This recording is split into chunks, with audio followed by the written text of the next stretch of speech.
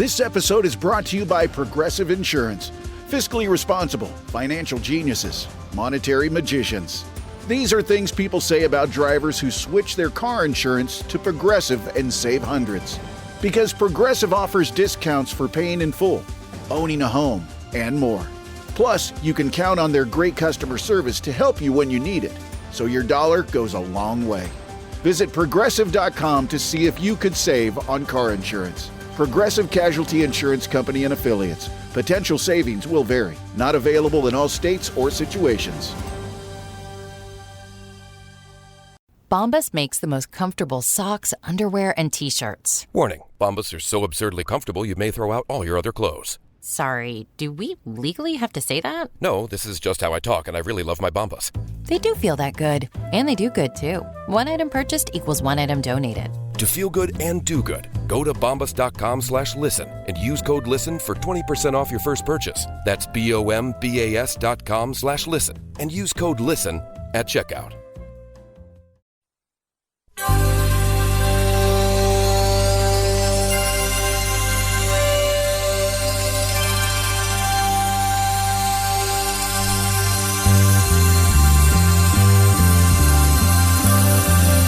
It's the Bob and Tom Show.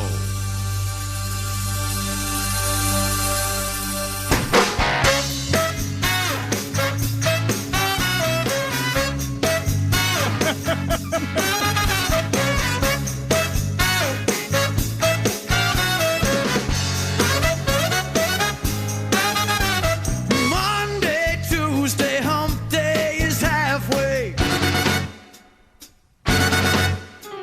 Sticking in the pig, popping in the bank. Saturday's coming quicker than anything. 48 to rendezvous.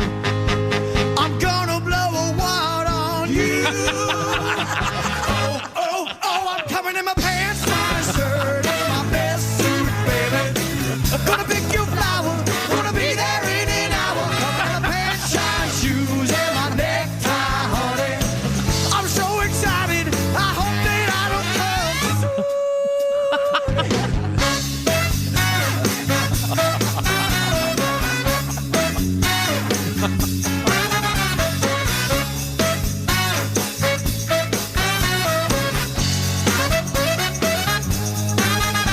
I can't move on, attention is long gone. Suits are pressed, wallets in shape. The only thing left is a little manscape. 24 to rendezvous. I can't wait. I'm gonna blow a wad on you. I'm coming in my pants, my shirt, and my best suit, baby. Gonna pick your flower, gonna be there in an hour. Coming in my pants, shine shoes, and my necktie, honey. I'm so excited, I hope that I don't come too.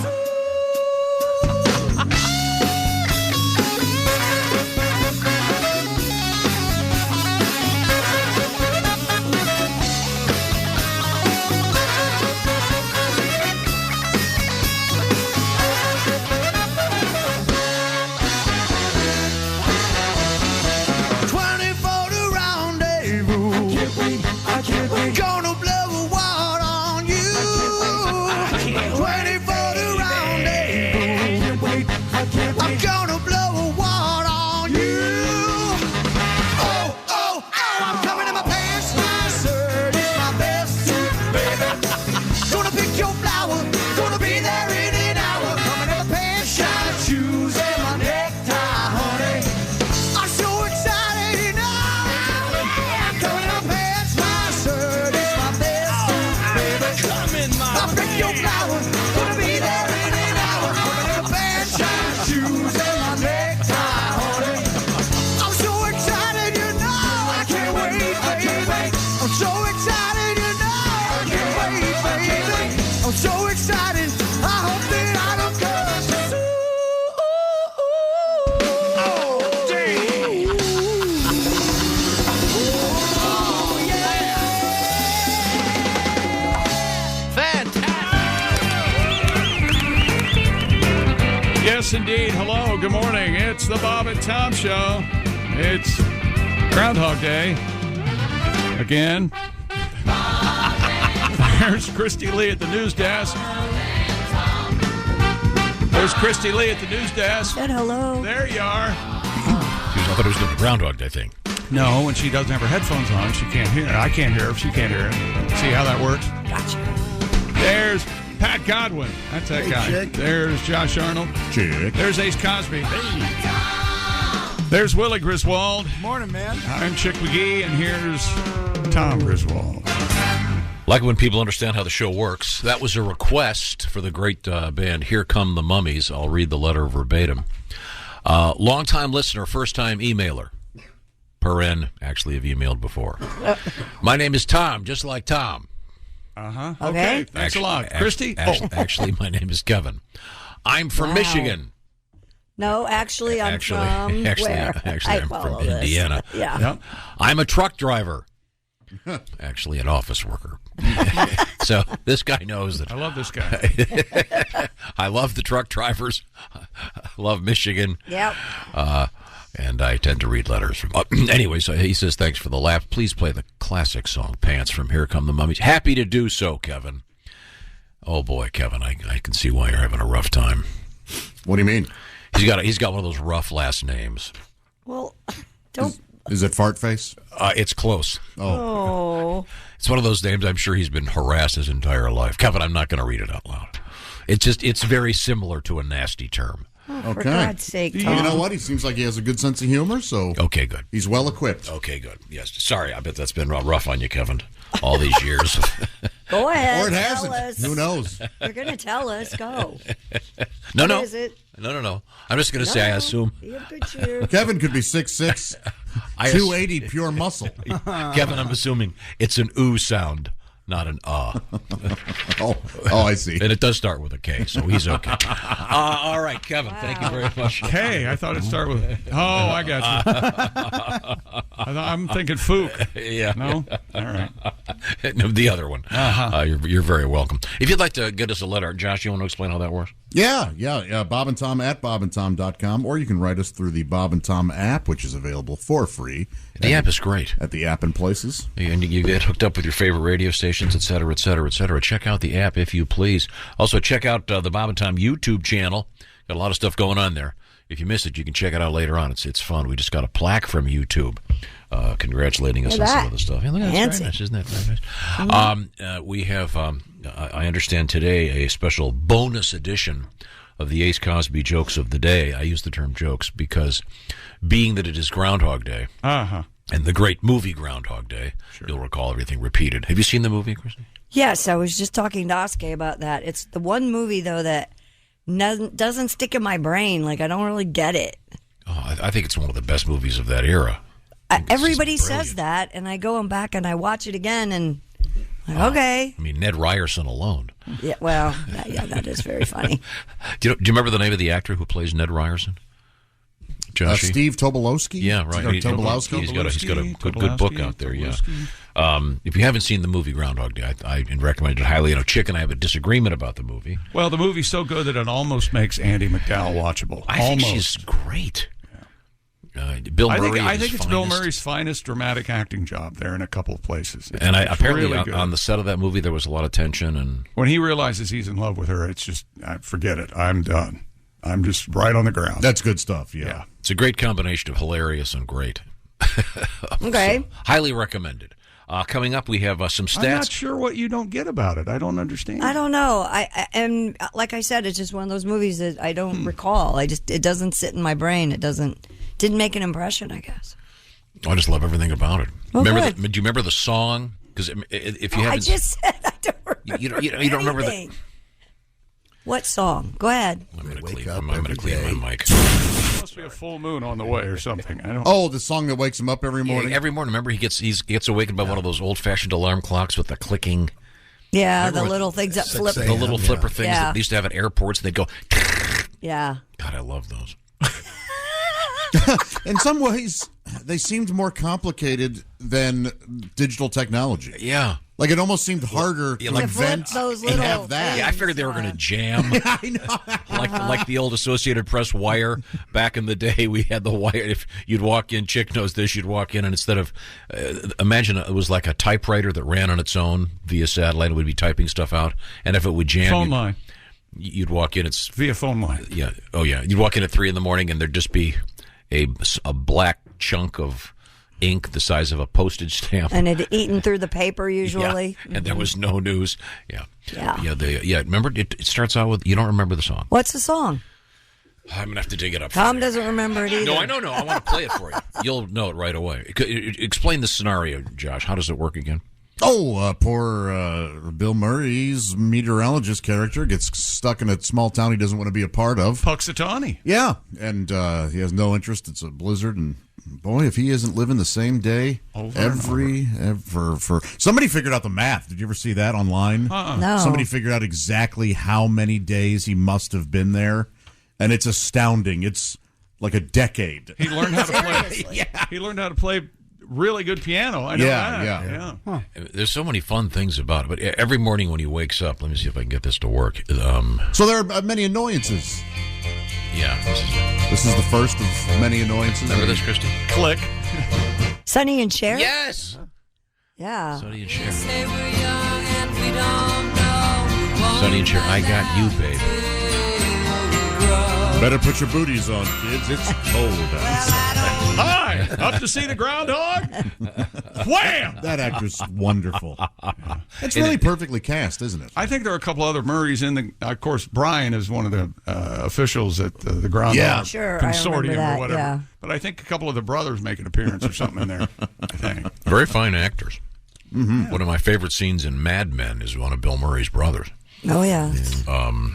Remember that's guy? Joel, yeah. Yeah, where Joel has a alcoholic issue and he pees all over himself. You love that, which is sad. It's just an amazing, really well done. You know that Sonny and Cher song, "The Beat Goes On"? Yeah. That documentary about I forget the backup band or some. At the time, it was very rare. A female bass player came up with Carol Kay. Carol Kay came out dun dun dun dun. All Sonny had was "The Beat Goes On." Yeah, the beat goes on. That's all he had. He didn't have anything else, and the girl came up with That's the song. Yeah. That bass line is the song. The bass line becomes what people Did she get a writing credit for that? I don't think she did. They were the famous Wrecking Crew, The right? Wrecking Crew. She was awesome. Yes, Pictures of her are so cool. Thank you. Yes. That's my favorite part of almost all documentaries is when and you realize, oh, Sonny was kind of an idiot. Okay. Yeah, I thought so. Well, he's no longer with us. No, he's not. He did make the catch. No, that was a different. The Kennedy guy was the one that got killed. I thought he was playing. No, I think Sonny hit a tree skiing. Oh. He did. I think one of the Kennedys was playing football on a ski slope when they bit it. Okay. Now, coming up in the news. Coming up, we'll find out how accurate Puxatawny Phil is in his predictions. I hate. You guys know I'm anti-groundhog. Yeah. I know. I feel like this is right up your alley. It's fun. Why are you anti-groundhog? Am I aware? Because they have 6 more weeks of winter. Yeah, I thought there might be. It's February 2nd. It's on the calendar. So you're telling me mid-March it'll start wrapping up? Okay, yeah. It makes sense. I feel like sometimes your imagination gets the better of you with these kind of things. You can kind of have fun with it. This isn't something where you have a little bit of fun? I just think it's, it's fine. But it's not telling us anything. I think it's great. Remember the one year where the groundhog bit the guy's nose off?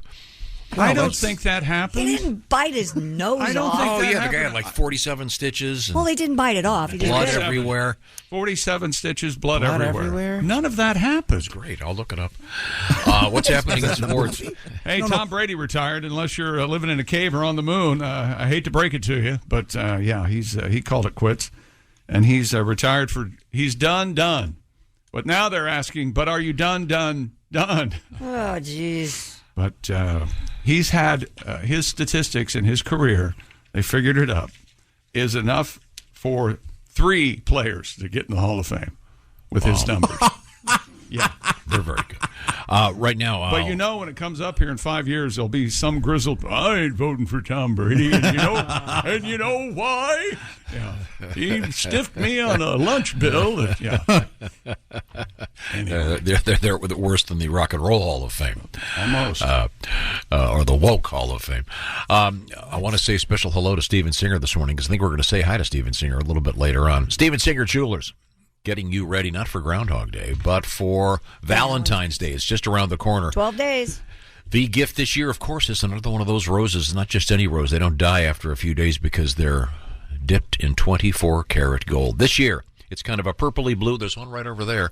It is known as the periwinkle. That and many other roses available at Steven Singer Jewelers. You go to IHateStevenSinger.com. Do it today. Get that 24-karat gold dipped periwinkle rose. And you'll have it in just a couple of days because Steven Singer, famous for his fast and free shipping. Now, I'll tell you that they're about $59, I think is the starting price here.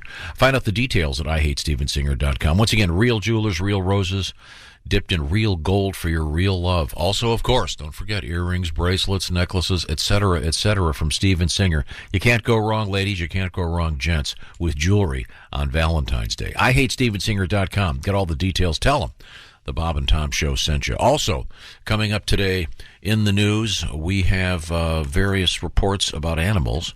A lot of stuff in the world. And another stolen sculpture. This seems to be a thing going on everywhere. And there's an update. It's no longer, somebody said, I said 10,000, what did I say? 10 years for Groundhog Day in the movie. Mm-hmm. Well, somebody else has done the math and said, no, that's too short.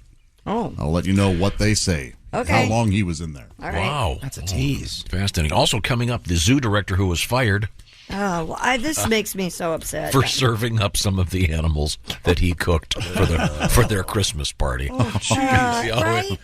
We could have gone all the rest of You our mean I lives. got fired? We'll find out why. This is the Bob and Tom Show. This episode brought to you by Progressive Insurance. Do you ever find yourself playing the budgeting game? Shifting a little money here, a little there, and hoping it all works out? Well, with the Name Your Price tool from Progressive, you can get a better budgeter and potentially lower your insurance bill too. You tell Progressive what you want to pay for car insurance, and they'll help find you options within your budget. Try it today at Progressive.com. Progressive Casualty Insurance Company and Affiliates. Price and coverage match limited by state law. Not available in all states. There's one thing that will forever change the way you sleep, and it's the softest 100% organic cotton bedding from Boll & Branch. You'll fall asleep faster, wrapped in the most luxurious comfort. You'll never sleep hot again with airy blankets, cloud-like duvets, and breathable sheets. You'll experience pure comfort on night one and feel your bedding get softer with every wash. Discover the difference with 15% off your first order at bollandbranch.com with code CUMULUS. Exclusions apply. See site for details. Hey, welcome back to the Bob and Tom Show. Christy Lee at the news desk. Hello. There's Pat Godwin in the performance room. Hey, chick. There's Josh Arnold at the I Hate Steven Singer sidekick chair. Hello. There's Ace Cosby. Howdy. Willie Griswold joins us. Hey, man. I'm Chick McGee, and here's Tom Griswold. Thanks very much. Were we talking about bass players on the air or off? I can't remember. On and off. That's right. Yeah, And then Dean had a story off the air, but yeah, we were talking on the air. got a letter about bass players. We haven't done the show Bass Talk in quite some time. Of course, the great. What do you want to electric know bass. about bass players? This comes to us from Jim. He writes, I know Tom is a huge Doors fan. Lonnie Mack was my dad's uncle. Who's Lonnie Mack? Okay, thanks, Tom. Christy? Lonnie Who's Mack. Lonnie Mack? Lonnie Mack is a famous guitar player, and he famously was handed a bass guitar, which he pretty much had never played, and played the bass guitar on the great song from the Doors, Roadhouse Blues. That sounds like one of those stories where Wow, that's it just fascinating. keeps getting embellished over the years. He never played the bass. He never seen a guitar. Had no idea it was guitar. You can He play wasn't a even bass. sure what a string was. No, he didn't this know guy. what a note was. If only Dean were in here to back me up. No, this is a great story. And that song, Roadhouse Blues from the Doors, do you know who played harmonica on that? Oh, forgot. Bob Dylan. It's a great guess. Stevie Wonder. No, the harmonica playing is actually excellent. But it's we need you, man. let me see if I can get this to play. Howlin' Wolf. No. You don't know who played the harmonica? I don't know. You can hear it right there. Who is it? John Sebastian from The Lovin' Spoonful. But he's not credited in the album because he... Another one of my favorites, he said sarcastically. Oh, John Sebastian was in here. What a great guy. Yeah, I know. You didn't like Is he John the Sebastian? Welcome Back Kotter guy? Well, that was later on. I mean, he wrote Hot Town Summer in the City. Okay. It's Groundhog Day. I feel like I've somehow been here before. You have. And so have we. Your endless infatuation with Jim Morrison knows no bounds. I've seen the movie Groundhog Day 100 times. No, you Or maybe once. I forget. I've seen it 100 times, or maybe once. I'm not sure. He was doing a Groundhog Day joke. It's a Groundhog Day concept joke. I don't blame you for thinking it was just a statement. That could be a new feature on the show. Statement or joke. Like my new feature, meth or bath salts, when it comes to various criminals. We have a couple of dumbbells in the world of crime coming up this morning. And a really bizarre story about a particular body part found in a gas station parking lot. Yes. And Wang? witches. Witches? It's a separate story. Is it Well, we don't know. the Maybe body a part, witch the was gas involved. station part? Is it a wiener? It might be. Oh, my gosh. There was a wiener. Yeah. Boy, that's lying freaking me there. out. Would you know it was a wiener, or you just think, oh, that's some sort of weird? I think you. night You might think it a dildo. I love to think an old lady grabbed it, walked up to a man. Excuse me, sir. Did you drop this? I picked it up before that truck ran over it. Speaking of Groundhog Day, we were talking about the film, the great comedy starring Bill Murray. Andy McDowell almost single-handedly ruined. I'm I with don't you. agree. I think she's great. Utterly charmless. But the thing about... Absolutely. She's gorgeous. That's how good that movie is. She almost is lovable and endearing in that movie. Yes. Because of Same with Four Weddings and a Funeral. But her in the boy, movie. why her, huh? Why indeed? Yeah. So Harold Ramis actually claimed that it was about a decade that he was in there. Some folks on the internet said, wait just a second there, Harold. And they did some math based on all the skills that Bill Murray acquires in the movie and how long it would take to master such things like ice sculpting and playing piano and speaking fluent French. Mm-hmm. Well, the consensus is now 33 years, 350 days. Whoa. Well, I love that. Didn't the aforementioned director write the film? Harold? Yeah, he was one of them. Yeah, So wouldn't he know? Not to the exact day. They didn't bother. In fact, the original script called for like him to be in there for like 10,000 years. It was like a even bigger concept. It was crazy, but that would have been hard to pull off. Yeah. I think they finally went, "Hey, let's not flying cars." And, I love it when the internet does movie math. In one of the Fast and Furious movies, they're trying to take off on a plane, but trouble ensues as it does in those films. Yep. And so this plane is on the runway for it just seems like about 25 minutes in this film, just going full speed. And some guy on the internet goes, that runway would have had to have been 70 miles long for them to be going at that speed. Or circular. I guess it could also... But they don't show them turning. Yeah, but they yes, don't you're show right. them turning. Right. I do love the power of the internet. I think generally the internet is very terrible, but when it comes to very specific little gems in movie information, it can be great. I love stuff like that. But in any event, we're talking about the movie Groundhog Day because today is officially Groundhog Day. We do have some information about the accuracy of Puxatawny, Phil. Yeah. Okay. I doubt it. I know many a farmer. Yeah. Plans. They're up next to their radios. Well, honey, Farmer's Almanac and Puxatawny Phil. That's how we do it. That'd be so funny if the Farmer's Almanac had like a little choose your own adventure section. If Phil sees a shadow, go to page 46. Oh, that's the whole other. Yeah. Alternate universe. It's fun. Now, we also have some sporting news on the way. Well, Tom Brady announced his retirement yesterday for a second time, only this time he says it's for good. He was applauded by many throughout the sports world for his accomplishments on the field. There it is. Thank you guys for allowing me to live my absolute dream. I would not change a thing. I love you all. His ex-wife, Giselle, had a heartfelt message for the 7-time Super Bowl champion. She said, wishing you only wonderful things in a new chapter of your life. But there were some people online that took exception and made it mean altogether something different. I don't know. But after Brady's retirement, the only active quarterback with multiple Super Bowl wins. What's this?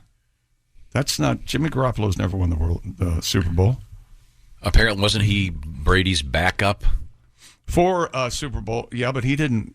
Brady won the Super Bowl. He was on the bench. Okay, he was on a team that won the Super Bowl. Okay, I'll give you that. So he got a ring, I guess. Oh, yeah. So he could do that again this year. He could tell everybody, "Hey, when you get up against it, we have a tough team. You know, I've been to the Super Bowl. I want to tell you that, first of all. I've watched it. I've never played in one, but I can tell you. I was drinking Gatorade. I was watching Prince at halftime. Man, I've been there. To be honest, you probably had a better angle at home watching it than I did on the bench, but still. If you remember, in 2008, Brady tore his ACL and MCL and missed the final 15 games. He is the final player from the 2000 draft class to retire.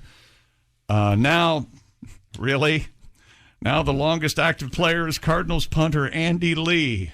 Oh, yeah? How long? How old is Andy Lee? I don't know.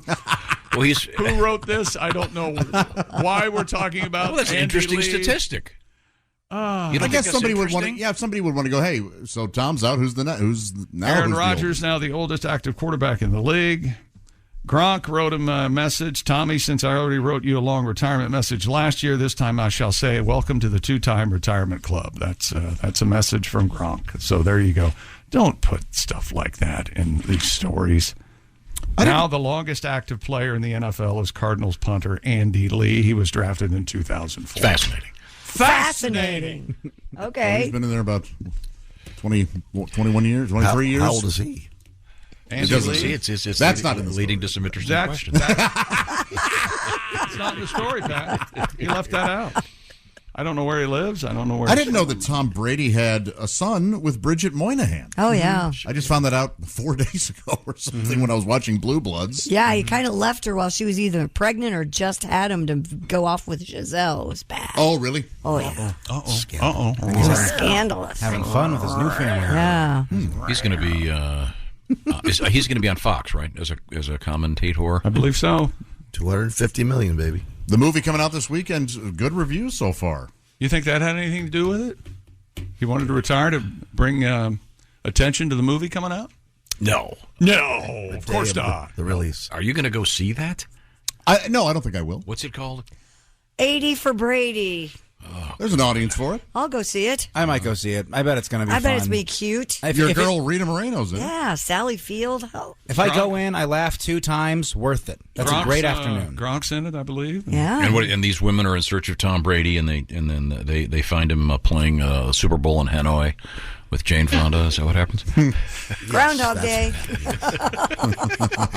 Fun to be around. Not only is Rita Moreno, Guy Fieri is in it too. Yes. Oh, I love Guy Fieri. Maybe that's why you don't care for Groundhog Day, is that your whole life is Groundhog Day. It is.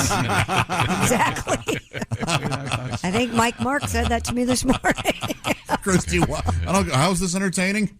Trust me, it's not. It'll be interesting to see how well he does as a broadcaster. It'll be great. I don't think necessarily. There have been great quarterbacks before who are not good in the broadcast. He'll be like every guy that does it. He'll be shoddy for a while, and then he'll find his footing and be good. Maybe. I guess Tony Romo was a darling there initially. Now he's getting some feedback, some negative feedback. So I don't know. Who, in your opinion, who is the best of those? Right now, the former players, probably Troy Aikman. I think. I don't know. Yeah. There are those that have not been good. What do we know? What happened? When Joe he froze Theismann, his brow like that. Do what? With Joe Theismann? What do you mean? As a broadcaster, didn't he do it for a while? He did it for quite a while, but they just went in another direction on ESPN. He was doing ESPN when they first got the NFL package. He was the guy with Mike Patrick.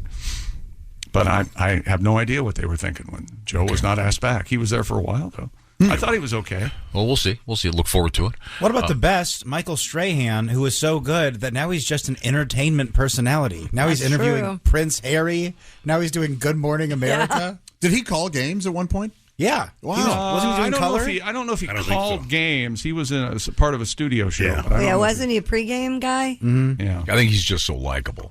He's got a hell of a personality. He parts his teeth in the middle. I know Yeah, that. he does. Well, he can pull it off. He and Lorraine Hutton. You mean Lauren Hutton? Lauren Hutton and Dave Letterman. Why not? Go for it. Sure. And, Now Drew Brees kind of came and went as a commentator. But he's didn't Drew buy a pickleball league? Was that Drew Brees? Am I mixing up? I think could be. No kidding. Yeah. There's money. It seems to be money in that now. Isn't ESPN going to show over 200 plus games? Yeah. Is that right? Something like that. One of their channels. I hear more people talk about pickleball than anything. Well, there's I don't know anything. Particular demographic. Sex? I know, right? Yes. Yeah, I'm hearing that a lot too. Yes, even more than sex. I don't think that. Does Pornhub have a pickleball Probably. section where you go? I guarantee it. Yeah. Oh, really? Not maybe not a section, but I bet if I bet you why can not? find Why it. Why am I pretending like it's Pickleball not played ready? naked. Yeah. Yeah. That's huge. Would that be? Are you kidding me? I'm not kidding you. Hide the pickleball. How about that? Oh, People at my complex. Pat, are how would doing you that. know about that? There's a woman at my complex that is a big fan of the nude pickleball. How do you know What? that? She told me. No kidding. Yeah. Wow, where do you do that? Do her boobs look like a tube sock with a grapefruit in the bottom of them? I didn't. I would watch the not game. believe Pat if he told me today was Groundhog Day. Today is not Groundhog Day. Tomorrow is. You guys, and every time he opens his mouth, Okay. you guys go, "Really? That happened?" Honest to There God. is one video on Pornhub, Yeah? and it's titled I went to play pickleball with him, but he wanted me to play with his pickle and ball. Okay, very, very subtle. That's, I mean, There you the go. writing that goes into that. I is got a request here, nuanced. Pat. Apparently, I was gone. I missed part of the show Friday, Man, that was fun. and I missed a song about. This says, Tom, you missed Pat's song about dogs, and we had a news story yesterday about popular dog names. Does this work at all as a setup for you? Yeah. This is called. You're doing great. This is called. I don't know. I'm just It's called Dog Pound Blues. Got off my leash and I'm running around the hood, barking at your window, baby, up to no good. Sniffing at your back door, messing up your lawn. Slipped out of my collar, no one knows that I'm gone. They caught me on the corner, that's what dog catchers do. I got those dog pound blues. Oh, you know I ain't no corgi. I'm not a poodle or a pug. I'm not a Shar-Pei baby with a wrinkly mug. I'm a wolfhound and a shepherd. A little bit of this and that. I'm a notorious D.O.G. Where my bitches at? I've got nowhere to play. All I do is snooze. I got those dog pound blues. Come on, sing it for me one time.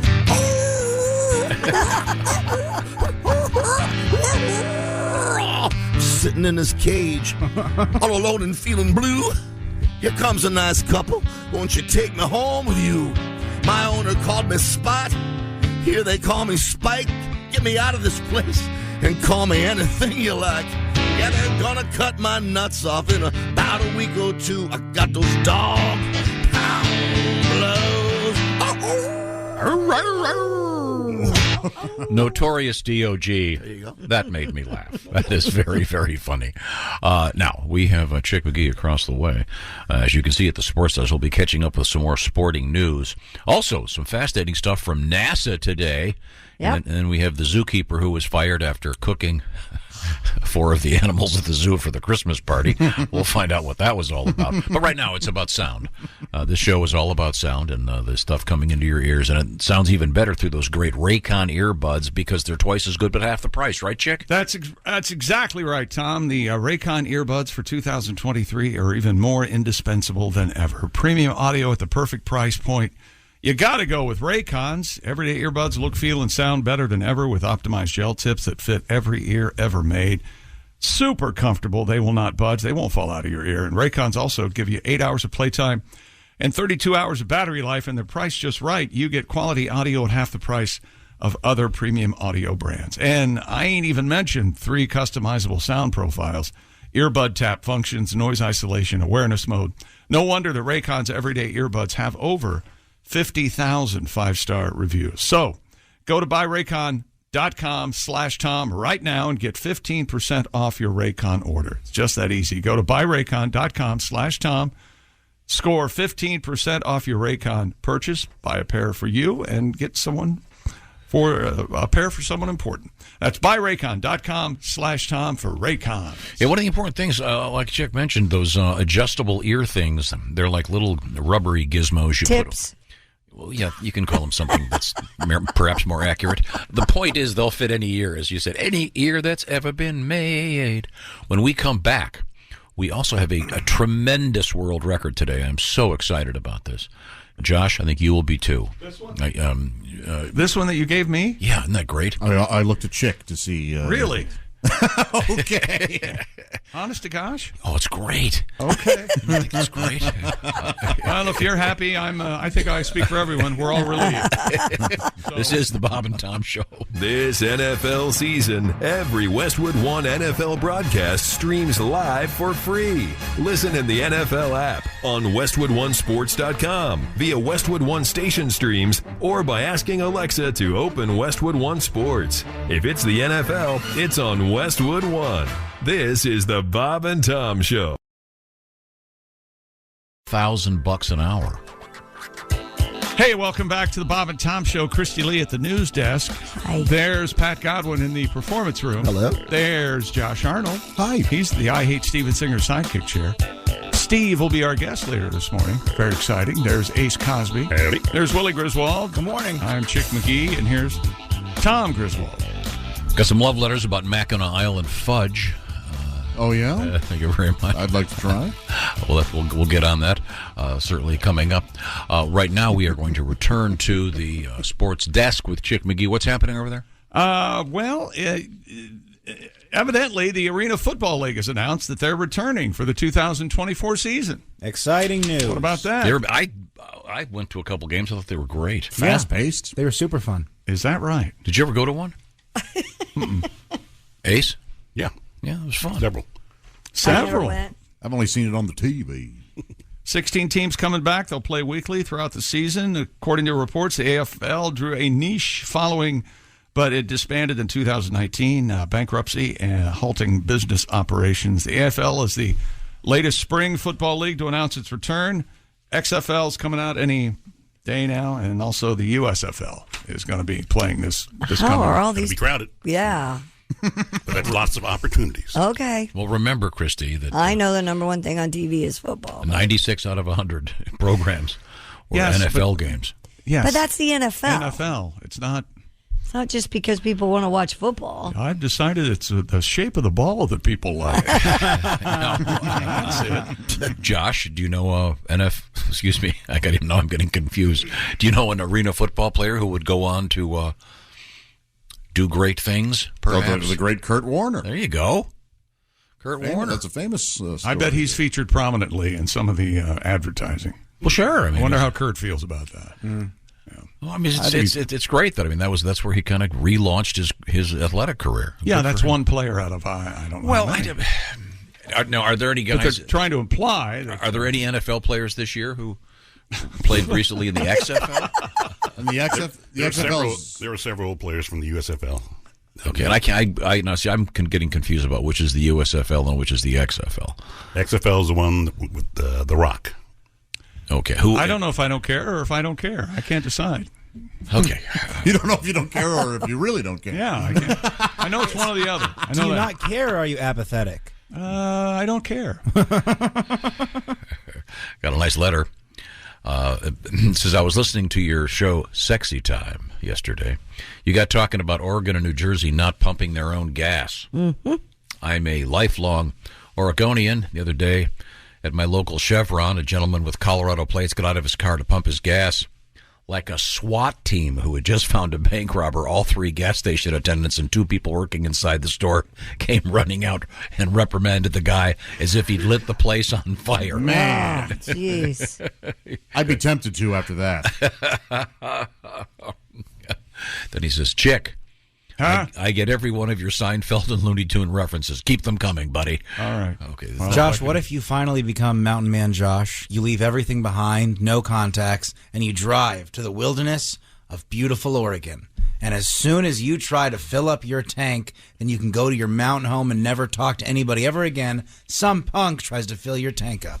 Well, there will be a tirade about Some about the control. government Absolutely, getting in by a gas tank. Yep. Ruby Ridge. I'll talk about all of it. It's really, I don't know what you do. I've had it happen once. I was in Oregon for a comedy show, and you pull up, you leave your credit card on the seat, and you get out and go. They recommend you go inside the convenience store. I guess that's the thinking. You spend more inside at the store and I don't know. this, that, and the other. But yeah, and it impressed me that it seemed like a roaming gang of toughs at the at the gas pump. They're just all standing around waiting for somebody to pull up so they can pump their gas. You mean they're not wearing white shirts, white pants? No. They've got service station garb on with their name on their breast, but it's very unnerving. Just it seems to be. It'd be like having in New York and Oregon, you can only use dial phones. I don't get it. Yeah, there must be a reason. I don't know. Mr. Speaker. I'm sure. I would imagine the reason involves someone getting a lot of money. There's something happening. Someone is being passed cash. I'm just saying.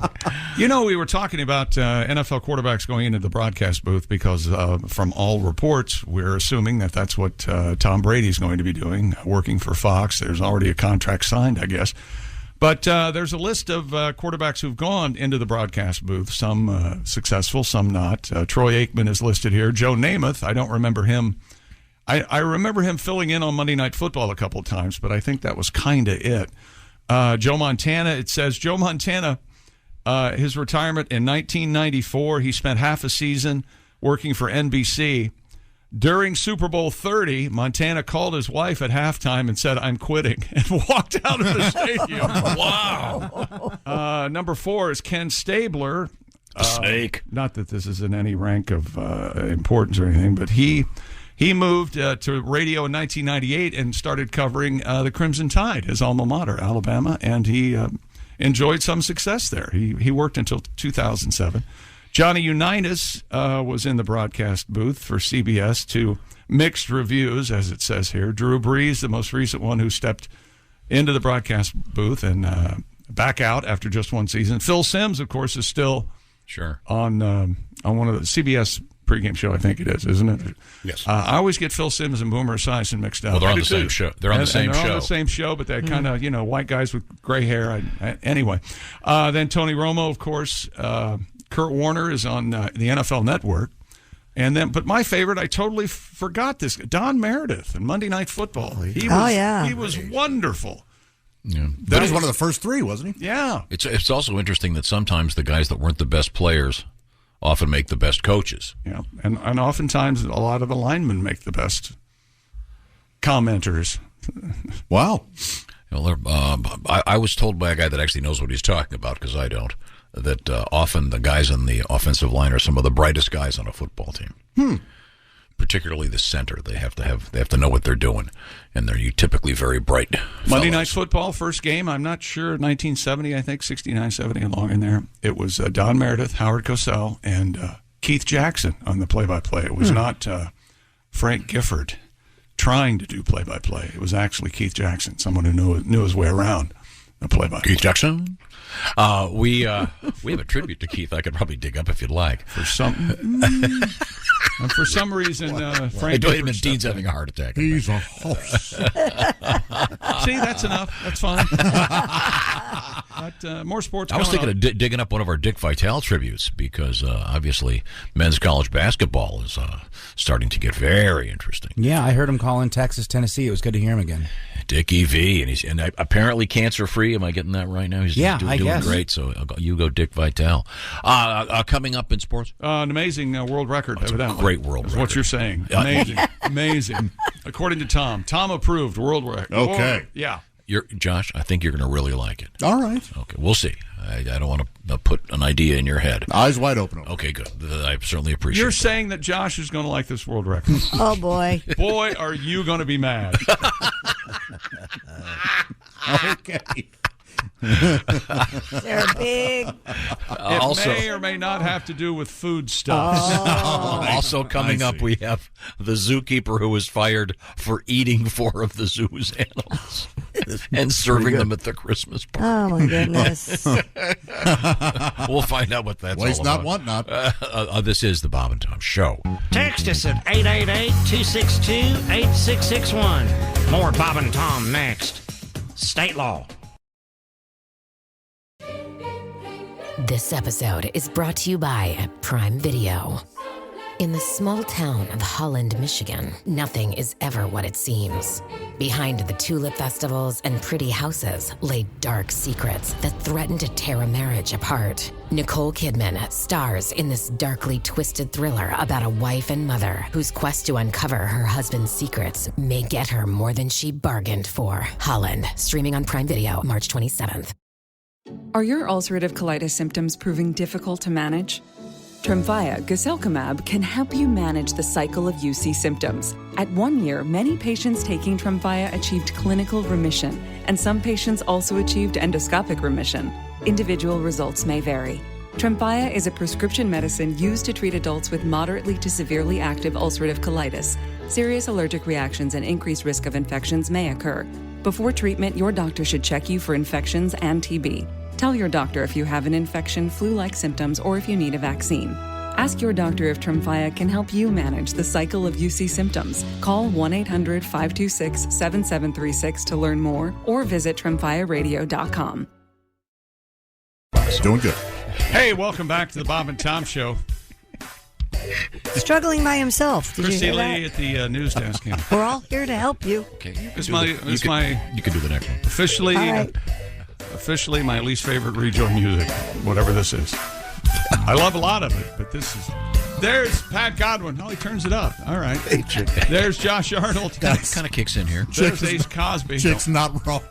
This needs to be removed. Yeah, this is not good. There's Willie Griswold. It's so distracting. I'm Chick McGee. I can make you feel better. Okay. You know what? If you can make me feel better today, I will give you $100. Wow. No, I think you're going to. I bet I can play something that will irritate you more than that. Well, how does that make you feel better? That's crazy. His brain is broken. So he said he was going to make you happy, Feel better. today. And then I said, yeah, okay, prove it. And then he switches it up Yeah, on me. that's like saying you want some chocolate. Great, here's some nails. Yeah. Enjoy. Exactly. We were talking about Mr. Tom Brady, the so-called GOAT. I can't stand that. Greatest You of don't all have to say time. No, he's certainly a brilliant athlete. Retiring, but that led us to apparently he's going to become a sports announcer. And Chick had a nice, interesting list of some of the great players who did not do so well as sports announcers. Yes. And then you talked about Monday Night Football and how that first season Keith Jackson was part of it. And Jesus Christ. I thought perhaps just play a little bit snippet of our special Keith Jackson tribute, the great sports announcer Keith Jackson. And ladies and gentlemen, Where's my headphone volume? Here it is. The Keith Jackson Blues.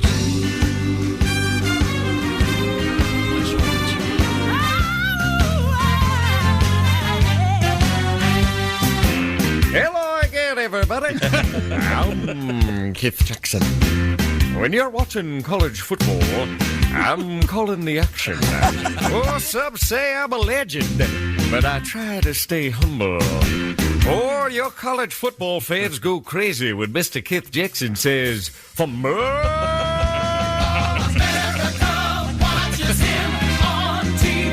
Sing it. He's doing college football on ABC. You better believe it. Everybody put on your dancing shoes. Whoa, we're jamming now to the Keith Jackson Blues. Keith Jackson Blues. Oh, you better believe I love watching football. Keith Jackson Blues. Oh, those tackles and hits. Keith Jackson Blues. Those pretty young UCLA song girls with them big old bouncy pom-poms. Oh, you thought I was going to say big old bouncy did you? I'll talk about the Razorbacks of Arkansas. As the end of it's rather disturbing. We'll just fade that out. So was I right? Did you hate that more than the other thing? I'm sorry, are you done? I've got some pretty good. I got a couple of pretty good tweets here. Ruth Buzzy tweeted this morning. Well, is that right? Bear with me. Yeah, sure. I accidentally used dog shampoo this morning, Ruth Buzzy says. But I feel now like how it is to be such a good girl. Aww. And then the National Park Service tweeted, did you know if you hold an ermine up to your ear, you can hear what it's like to be attacked by an ermine? That's good. That's excellent. I like that. I don't know who's writing for the National Park Service. No kidding. Maybe I should go there and work at their morning show. I sent in my writing packet. It's very competitive. Yeah, the cover little is hard to do. Sounds too. like it. That's amazing. Yeah. Okay, well, and here we go, Tom. Stupid world record. A woman in Switzerland has set a new Guinness World Record after creating the world's largest wearable cake dress. Really? And this is the one that Tom said Josh would really like this record. Yeah. It's a dress made of cake. Okay. The woman's name is Natasha. I'll leave it right there. You can give her entire name if you'd like. I will not. She works at a bakery. I think it's fascinating. Her entire name? Her name? Yeah. Why? Because listen to this. Her name is Natasha Colleen Kim Fa Lee. Christy, get a pen over there. Mm-hmm. The last part of her last name is Fokas. F-O-K. Focus. Oh, okay. It's an O sound. Okay. Well, of course. Well, anyway, it's not a U, it's an O. Natasha Colleen Kim Fa Lee Focus. And it is Colleen. She earned the title with a cake dress weighing 289 pounds, 13 ounces. To qualify for the record, the model wearing the cake dress needed to walk at least 16 feet without the dress falling apart. The confection was made of traditional cake ingredients and supported on an aluminum frame. Oh. It was revealed at the Swiss World Wedding Fair, where it was cut into pieces while still on the model and served to attendees. Oh, that's interesting. She's wearing it and they're serving it. It's a wedding dress. Here, Christy, look at the picture. Yeah, I'm looking at it. It's gorgeous. Yeah. It's Due to the size of the cake, there were also wheels attached at the bottom. Wow. It had to be heavy. Is it like one of the cakes our cake lady makes where it's 99% fondant? Yes. Almost entirely inedible? It looks like it's fondant. Yeah, a lot of fondant. Yeah. No, and your But opinion there are definitely tiers of cake. I mean, that is bizarre. But I mean, can you imagine you go to a wedding and the bride is wearing the cake? I got something I could say, but I want to keep my job. As you know. Yeah, who wants to take it? As you know, I am licensed to be the officiant, as they call it, at a wedding. I've done a couple of them, as you know. Who in their right mind would ask you to do that? No offense. It was fun. I did a nice job, I think. They're legally married as far as I know. I think I may have lost the paperwork. But the point is, at one point, there's a couple of things you actually have to do. There's a couple of legal things that have to be stated during the ceremony. I would think. Really? But yeah, and there's a lot of wiggle room. But I did say I now pronounce you husband and wife. Mm-hmm. And in this case, obviously, she's wearing the cake. So it would be, I now pronounce you husband and wife. You may now eat the bride. Mm-hmm. Which is okay. The only time you really want to say that. Right. In a church. Certainly. Yeah. Yeah, we were all thinking it, weren't we? I mean, it's just so weird. But looks pretty cool. Looks like she can't move. Like if she were to lift her arm or something, it would all fall apart. Yeah, and like it's got some kind of aluminum housing and wheels on it. Wow. So it would be very awkward for the bride. Would you eat a piece of that cake? Sure. Were you at that wedding? It'd be fun. All right. Wouldn't you? Yeah, it looked good. I love wedding cake. It's one of my favorite things. Yeah, and I'm with you though. The less fondant, the better. Yeah. Well, then hire a new cake lady. Okay. Oh, I love our cake lady. I hope she makes you a hemlock cake for your birthday next My favorite year. part is that Josh is laughing, has no idea of the problems he's causing. Amy's got one of the best sense of. You think she can't handle? You know what she does for a living? She's her father's assistant. She can't handle these cake jokes. Wait, I'm on your side. No, I know. Yeah, her job description list is just insane. Whenever we talk about cake, we have to feature this from one of America's finest comedians, a profound discussion a man who gets to the essence of many things in life. But this is a profound discussion about the power of cake. Comedian Jim Gaffigan joins us in the studio, a family man, a clean liver. Now, when you're on stage, Jim, you don't do a blue kind of show, do you? I'm very clean and kind of, I talk about cake for like an hour because, cake's an important topic. Cake, tell me about cake. Well, there's a lot of different. Cake's a powerful food. Cake can actually bring people together. It's Bill's birthday. Yeah, I hate that guy. There's cake in the conference room. Well, I should say hello. Who am I to pass judgment on him? It's his big day. I mean, admit it, when you hear the song Happy Birthday, all you're really thinking is, I'm getting some free cake. During the song, you just wonder what kind it is. Hope it's chocolate for me. There's so many types of cake. There's rum cake, which makes sense because we've all been eating cake and thought, this needs booze. Shot of liquor. I don't have time to eat and drink. I only got 2 hands, buddy, and one of them's holding a cigarette. There's fruit cake. That's a bit of a disappointment. Oh, yeah. You'd think that would be better. Fruit, good. Right. Cake, great. Right. Fruit cake, nasty crap. Yeah, it's amazing. Yeah. Have you tried fruit cake? I don't even think that's fruit in there. You're like, when is that, a Skittle? What was that? A seed in here? What is this, a treasure map? What's the recipe of fruit cake? Anything but fruit? It's like the baker was just clearing off the counters. Yeah, put all that stuff in there. People don't eat this. They just mail it to relatives. We all know cake's bad for us. Sometimes we try and disguise the fact we're having cake. It's breakfast. I can't have cake.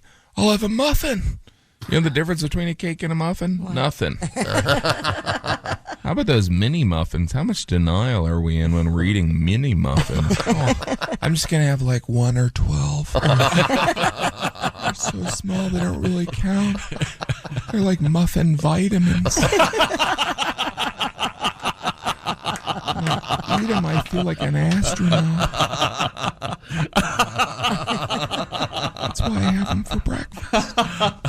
You can't have cake for breakfast unless it's a pancake. How'd that slide through?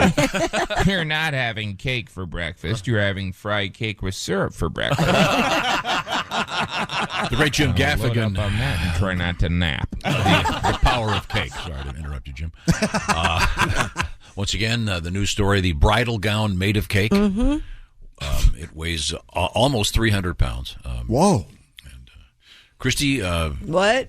Here we go. No, yes, go ahead, ask. If there was a wedding in your future. Yes. Would you have Amy make you a special cake? If there's a wedding in my future, I'm going to elope and no one's going to know about it. Smart woman. Yeah. But you can still have a cake. What about you? Maybe there's a wedding in your future. Yeah. Would be. Would you have Amy make a cake for your wedding? I don't know. I'm not sure what the appropriate cake would be. Well, that's why I'm asking Christy. I mean, I would if she would. I'd love for her to make me a cake. She's very good at it. Okay. What would you want it shaped like? Just a regular cake with maybe some flowers on it. I don't know. Like a big microphone cake or no a radio. Willie, what are you sighing and shaking your head about? I said, what are we doing, man? I don't know. He's trying to get something out of me. This is one of those where he every now and then, like, I'm going to How about a big number 4? Does that make you happy? Oh, there you go. See, Christy's 20%. He'll hit on one. She tried to throw it back, make it conversational. He had no interest in it. She wants a cake is a big 4. Big number 4. Yeah. That'd be fun. Yeah, sure. Sure. That'll be special. Willie, you were talking off the air about that TV show. What's it called? Is It Cake? Is It Cake with Mikey Day? Man, I love it's that show. fun. Where it's like a sculpture. You don't know if it's a bowling ball or a cake. Is it tacos? Is it a purse? Is it cake? Man, I didn't think I would like it. It got me. Edge of my seat. It's fascinating. They got their hooks in me. They know what they're doing, those guys. Just amazing. Tom, when you write 4, the number, do you connect the top like in that point, or do you leave it open? I do connect the top, and I don't know how that started. You do? Yeah. I don't know how it started. Wow. Oh, I don't. No, I don't. Do you? I don't. But I always wanted to. Yeah, there's my 4. Then it looks too. Oh, yeah. That's fancy. Yeah, it looks too much like a 9. No, it looks like a 4. It looks like a triangle with a. That's a 9. You can see the difference. That is clearly 49. Yeah, that is not. No one would mistake that for 44. No, or 99 or 94. What's going on? Do you cross your sevens? I do that. I don't. I do. I don't cross my sevens. You don't cross your sevens? Some people cross their Z's also. Also weird. Ah, that's cool. The mark of Zorro. Now, we have a lot to get to today. I Coming dot up- my B's. Is that weird? It is weird. Many have said it's unnecessary. Do you put hearts over your eyes? I do. Oh, when we come back, we have some news about Puxatawney Phil. Of course, this is Groundhog Day. Right now, it's quiz time. Okay. Chick McGee, your sleep number setting on your sleep number bed is what? 100. I like a firm mattress, Tom. You know that. And then conversely, Christy Lee, your setting 40. is conveniently, now just to keep them happy. Josh, what's your setting? 65, thank you. It's important. Okay, now that would mean that if we were going from firmness at the top, Christy at the bottom, it would be Chick, then Josh, then Christy. Yep. That's how it works. You adjust the firmness at the touch of a button, and it can be adjusted at any time you see fit. That's the beauty of the Sleep Number bed. It's such a simple idea, but brilliantly executed by the people at Sleep Number.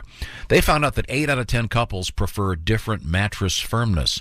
Therefore, they've invented the adjustable mattress. Either side has its own setting, so everybody's happy. Now, you want to choose proven quality sleep from Sleep Number because to have a great day, you got to have a great night's sleep. Proven quality sleep from Sleep Number. And by the way, right now, the Ultimate Sleep Number event. Save 50% on the Sleep Number 360 limited edition smart bed. And right now, special financing is available, subject to credit approval. Minimum monthly payments are required. Get all the details at sleepnumber.com/BT show. That's sleepnumber.com/BT show. And you can find the nearest Sleep Number store where you can get the great Sleep Number beds. They've got a lot of different beds that do some great stuff to help you get that great quality sleep. I know I love my Sleep Number bed. Coming up, we have some interesting news from NASA, and we have the zookeeper that got fired for serving some of the animals at the Christmas party this year. This is the Bob and Tom Show. This episode is brought to you by Indeed. When your computer breaks, you don't wait for it to magically start working again. You fix the problem. So why wait to hire the people your company desperately needs? Use Indeed's sponsored jobs to hire top talent fast. And even better, you only pay for results. There's no need to wait. Speed up your hiring with a $75 sponsored job credit at Indeed.com/podcast. Terms and conditions apply. It's time for basketball, and Uber Eats is dropping deals on game day favorites to keep you locked in on the action. Like when you're craving a buzzer beater, but also buffalo wings. Or when an upset makes you want to ugly cry into a pizza. And right now, Uber Eats has game day deals from McDonald's, Popeyes, Pizza Hut, Wendy's, and hundreds more local favorites. So you can keep your eyes on the ball and your hands on a hamburger. Order now, only on Uber Eats. Product availability varies by region. See app for details. Hey, welcome back to the Bob and Tom Show. At the news desk, it's Christy Lee. Hi. In the performance room, it's Pat Godwin. Hello, Chick. There's Josh Arnold. Chick. Evidently going to put up some wallpaper later. He's got some wallpaper paste here. Yeah. It's oatmeal, but boy, does it. Yep. It will do the trick. Yep. There's Ace Cosby. Hey. There's Willie Griswold. Hey, man. I'm Chick McGee, and here's Tom Griswold. Possible topic. What? Foods that you could not eat as a child that now you now love. Oh. Cheese. I could not get a spoonful of oatmeal down to save my life. Really? Were you a cream of wheat guy? I did like cream of I wheat did primarily too. because cream of wheat was a vehicle to toss tons and tons of brown sugar on. And the cream of wheat acted like a tasteless paste that was just supporting the delicious brown sugar. But coming up, we have some fascinating news about, among other things, a human body part found at a gas station. Yikes. In the parking lot. Mm-hmm. Plus, we have the zookeeper who had to be fired for eating 4 of the animals. We'll get to that in a second. Hello, Bob and Tom Show. Let's do it. Hi, Bob and Tom, it's Dr. Phil. Hey. Have you read my books? No. Have you seen my types? I would never. I've got books on types and types about books and some books bound by type. Okay, today, I believe you guys have been talking about me. Is that true? I believe I heard Chick McGee say the GOAT has decided to hang him up. Is that true? Well, that's referencing Tom Brady's retirement. Oh, okay. I mean, sure, okay. Tom Brady's been called to go too, but you see an old Texas cowboy who's provided 21 years of folksy wisdom. I mean, I mean, hey, just because you can let it fly doesn't mean you don't need landing gear, okay? Okay. You see where I'm going with this? I mean, hey, just because you bake some strawberry seeds doesn't mean you'll end up with fruitcake. Right. Monkey see, monkey do. Hey, Tom Brady, it ain't about you. I just wrote a book about people who retire and come back and retire and come back. Have you read the book? No, what's it called? Have you seen the tape? I would never watch it. It's my latest book. It's also my greatest book. The best part is there's no end. It's called Dr. Refill. Scoot over, Tom Brady. There's enough room for 2 goats walking through this gate. Hang on, Bob and Tom. Giselle, honey, wake up. And notice if you reach under the covers, you might just find a pop-up book. Doc. There we go. I briefly mentioned this yesterday, but Dr. Phil is ending his show after 21 years. It will stop sometime this spring. No date was given, actually, for the final show. He's not going to run for Senate, is he? Who knows? Dr. Phil says he wants to focus on primetime programming, Tom, and is planning on an unspecified project for early next year. While new Dr. Phil episodes won't be made, the show won't disappear from TV, you can imagine. CBS Media Ventures, which syndicates this program, said it will offer stations a package of reruns with occasional new wraparound content for future seasons. Thanks for all you do, Doc. I was enjoying a program, and I can't forget what it was, but it said produced by Philip McGraw, and it was Dr. Phil, and I forget what it was. I got to look that up. It's driving me crazy. He's got more money than God. I know that. He's got a boat you could land a plane on. Cool. I want to go on Dr. Phil's boat. I hope that his boat has a big mustache on the front of it. I think that'd be fun. It has. Maybe he'll show up on Dancing with the Stars. Maybe. I doubt. I don't think he needs the money. No. Maybe he loves to hoof. That's right, Bull on CBS. I like Bull. That guy's charming as hell. Yeah, it's a story about he's a jury consultant. Oh yeah. Right. Yeah, evidently Dr. McGraw had something to do with that. So there you go. Okay, very good.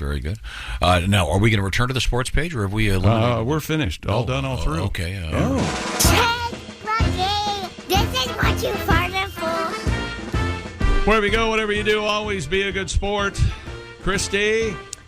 Well, it's Groundhog Day. A recent analysis has determined that Puxatawny Phil's Groundhog Day prognostications are accurate less than 40% of the time. Oh, my goodness. The Groundhog Club's records state that Puxatawny Phil has predicted 107 forecasts of more winter and 20 early springs since the groundhog was first tasked with predicting the upcoming spring weather way back in 1887, when there were just 9 years without any records.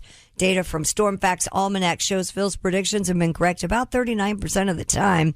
Tim Roche, a meteorologist at Weather Underground, said the groundhog's accuracy has been poorer in recent decades.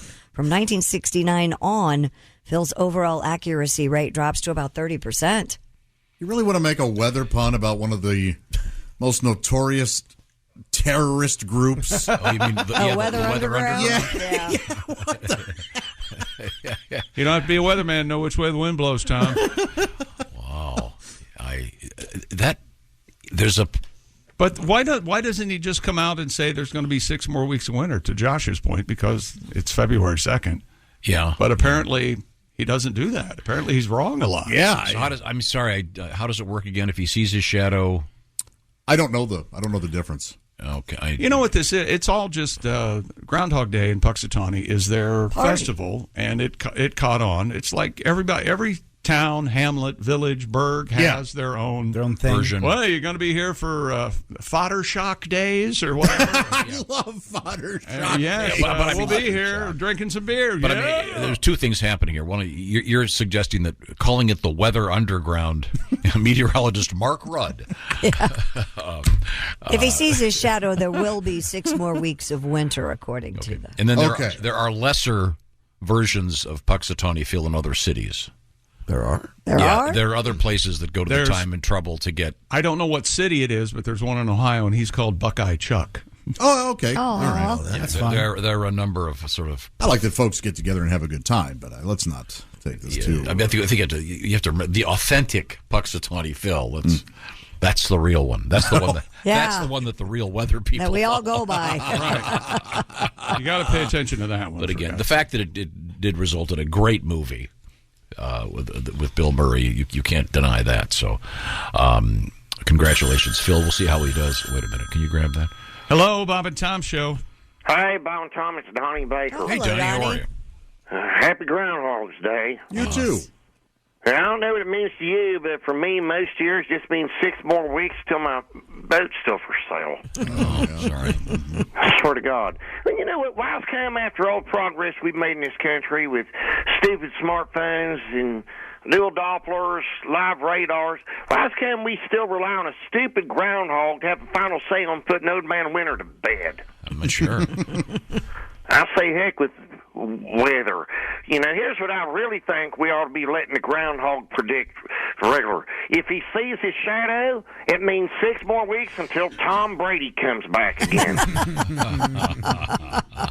If he sees his shadow, it means 6 more weeks of Gronk showing up in every commercial.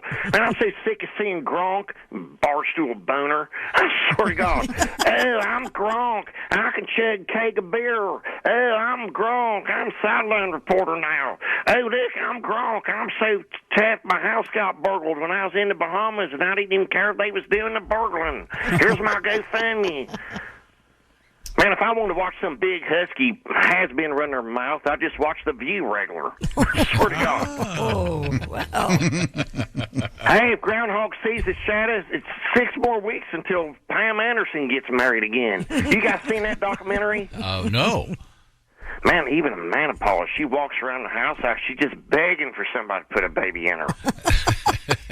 Oh, and a spoiler alert, even though her boys were fathered by Tommy Lee, they're all grown up now, and when they talk, they sound just like Nikki Sixx. I swear to God. Wow. I want them tested. But when you think about it, she's gotten hitched like 6 or 7 times. What are the odds? Not one of them was to Larry King. you think just by running the numbers alone, and could you imagine that sex tape getting leaked? And Pam so fire-ass hot with them penthouse hammers, all nude, buck naked, and Larry just laying there on the diaper. Oh, man. Depends, Missouri. Hello.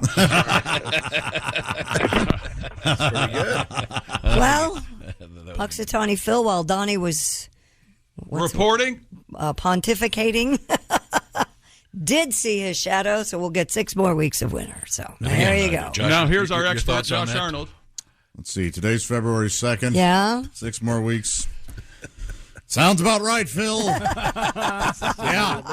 Thought maybe there would be 6 more weeks of winter. I can never remember from one Groundhog Day to the other what he saw last year. So, Me either. Yeah. I don't. You don't take it to heart, is that what you're saying? How do you even know he saw his How do they tell? Is there like a referee there? Oh my gosh, they have all kinds of people But the there. problem is they've also got the Judges They got all those cameras, yeah, the lights. TV lights. He's always going to see a shadow, right? So you're saying it's inaccurate. You know. Well, so this Weather Underground, do they blow stuff up?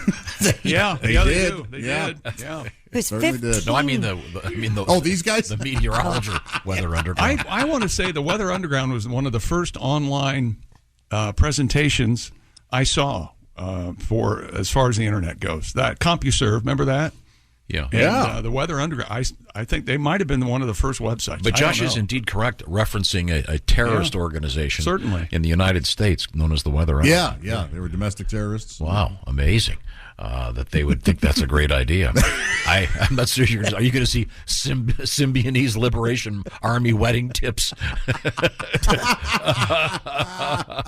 Well, not giving bank robbery welcome tips, that's for sure. Welcome to the Koresh's barbecue. All right. The Waco taco. Hey, it smells like human flesh burning. Oh, it's funny. Oh, my funny gosh. you'd ask. It's 15 degrees in Pennsylvania this morning when Puxatawny Phil made his entrance. Wow, that's Yeah, chilly. that is chilly. You know why it's 15 degrees? It's winter. Because it's winter. Thank you. Yes. Josh, a nice observation. Yeah, yeah. This guy's a genius. Christy, when you said made his entrance, do they have fun with it? Like a baseball player Yes. walking up to the plate? Do they play music like John they Cena? have a live band there. Oh, they got the guy there's thousands reading, of people. reading the proclamation. Yes. Please let me go to this next year. Oh, it's fun. I want to really? tailgate it. I want to bring Noah. I'm going to have the time of my life. Oh, you would have the time of it. It's Take a big my shirt party. off. There are people hammered there right Oh, now, yeah. for sure. Yeah. I want to be one of 4 guys with PHIL written on our chests. Phil. We covered topless. We covered Groundhog Day a couple years, and one he got assassinated right from the grassy knoll. Yeah, there was a bullet from the grassy knoll. Yeah, boy, that was rough. Then we reviewed the Zapruder video, And then I was in a sewer one year, and I came out and saw my shadow. And I was in a porta potty one year, and I came out and saw my shadow. This is why he carries this with him, and somehow blames me. Yeah. Wasn't He there? kicks the goat, but he wasn't that goat. I don't know why. I know. Okay. Poor chick. Coming up, we have the mystery of the pink pigeon found That's a in New horrible York. story. It is? Yes. Is it not supposed to be pink? No, it's not supposed to be Oh. pink. Oh, well, is it real sick? Wait a second. Just let that gestate for. It's not supposed to be pink. Yeah, just okay. I think it is. Not in this particular case. Okay. Well, we also have, speaking of things that are sometimes pink, we have found in the parking lot of a gas station a human male member. Oh man! My God! And it only gets worse when you hear the story. An update on that radioactive capsule that fell off a truck in Australia. The size of a pea. Remember that? It was tiny, teeny tiny. They have sent everyone out looking for it. We'll hear what happened with that thing. And then, as far as I know, no states in the United States have an official state aroma. Okay. That is about to change. Wow. One of the states is proposing. No, they're not calling it a state smell, at least as I understand it. Is there a difference between smell and aroma? I think the implication aroma tends to be a little. Well, this is More I'm not pleasant? Sure. Yeah, I mean, you could say, boy, it really smelled bad. So long as it's not a state reek. No, that it's would not be a bad. reek. Yeah. Don't want that. Am I right here, Josh? You're the word guy. Yeah, aroma. Aroma typically, it's that pure perfume has a nice aroma. Yeah. I mean, it could be interchangeable with the word smell, but I'm assuming that the state aroma is something of a positive nature. You would hope. It's not going to be. The state of New Jersey has decided that the fart smell near Bayonne is now the official. It's River Corpse again. Hudson River whitefish. The smell of dirty water and semen. Notes of concrete. Okay. We'll find out about all these things coming up. This is the Bob and Tom Show. This NFL season, every Westwood One NFL broadcast streams live for free. Listen in the NFL app, on WestwoodOneSports.com, via Westwood One station streams, or by asking Alexa to open Westwood One Sports. If it's the NFL, it's on Westwood One. This is the Bob and Tom Show. Bash, and it's coming up just around the corner. Hey, welcome back to the Bob and Tom Show. Christy Lee at the news desk. There's Pat Godwin in the performance room. Hey, Chick. Would you like this one less than the previous one you hated? Yeah, I thought it was impossible, but yeah, I do. There's Josh Arnold. 80s montage, men working in robotics factory. Robots moving. Josh at the I Hate Steven Singer sidekick chair. Jess Hooker joins us. Hi. There's Ace Cosby. Hey. There's Willie Griswold. This sounds like the theme music. Remember the driver in Die Hard who sits in the limo the whole time? Oh, yeah. If they did a cutaway movie with just him, this is the music for that movie. Boop-a-day-boop. Yes. That's dead on. Boop-a-day-boop. Sounds like Dennis Coffey. Remember Dennis Coffey? Had a song called Scorpio. Man, I love that song. I really like it. Okay, sorry. I'm Chick McGee. Here's Tom. No, I respect your taste in music. Was he a Harold Faltermeyer type? He did a lot of instrumentals, I think. Dennis Coffey. You ever hear of him? remember it. Yeah. Huh. Is it? He had a song called Scorpio. Oh, here it is. I got it right here. And I had it in my. There he is. If you like bongos, this is for you. I love bongos. Okay, I remember this. Here we go. Yeah. Oh, I remember this. Oh, so this song. was earlier than this was 70s, I'm guessing? Yeah, this is pretty much it. Yeah. This sounds like a detective show. It does. You got a guy driving a convertible Toronado through the streets of Detroit. Oh, it's fun. Oh, it's Dennis Coffey and the Detroit Guitar Band. Oh, there you go. Coffey, Coffey. Right. Here we go again. I'm gonna break it down again. Here we go again. Yeah. If you liked it the first time, you're going to love it. You're gonna really get into it this time. Wasn't Okay, there back a to the other thing. Oh, they're back with the guitar thing. Okay. Okay. Wasn't there a show or a movie called Scorpio? Scorpion? Oh. Wasn't there a detective I called... thought it was Detective Scorpio. Wasn't there one called Coffee? Yeah, that was Is that a Pam Grier, right? Coffee. Yeah. Okay, She's okay. so hot.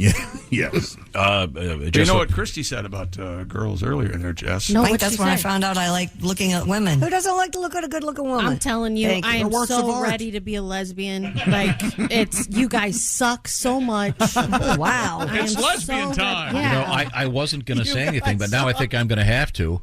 What? So you were mentioning the Harry Carey Will. I see you got his glasses. I wasn't going to say anything, but when you attack manhood like that. Sorry. Yeah. No, I think lesbians are into the big glasses.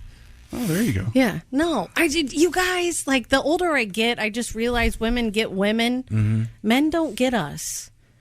When you say, I think you might be right. you say Okay. you guys. That's why there are a lot of late-life lesbians. I know. I'm ready for it. Do you Let's mean do you it. guys like guys in general, or do you mean you guys like the guy sitting in this room you don't like? No, let's go with the guys in this room. Oh, boy. Wait a minute. Wow. That's an even bigger insult. If I were listening, I'd almost understand what you were saying. Right. I thought I was in a rough mood before. I think, hey, no. I just, I don't know. It just takes so much work to be in a relationship with a guy.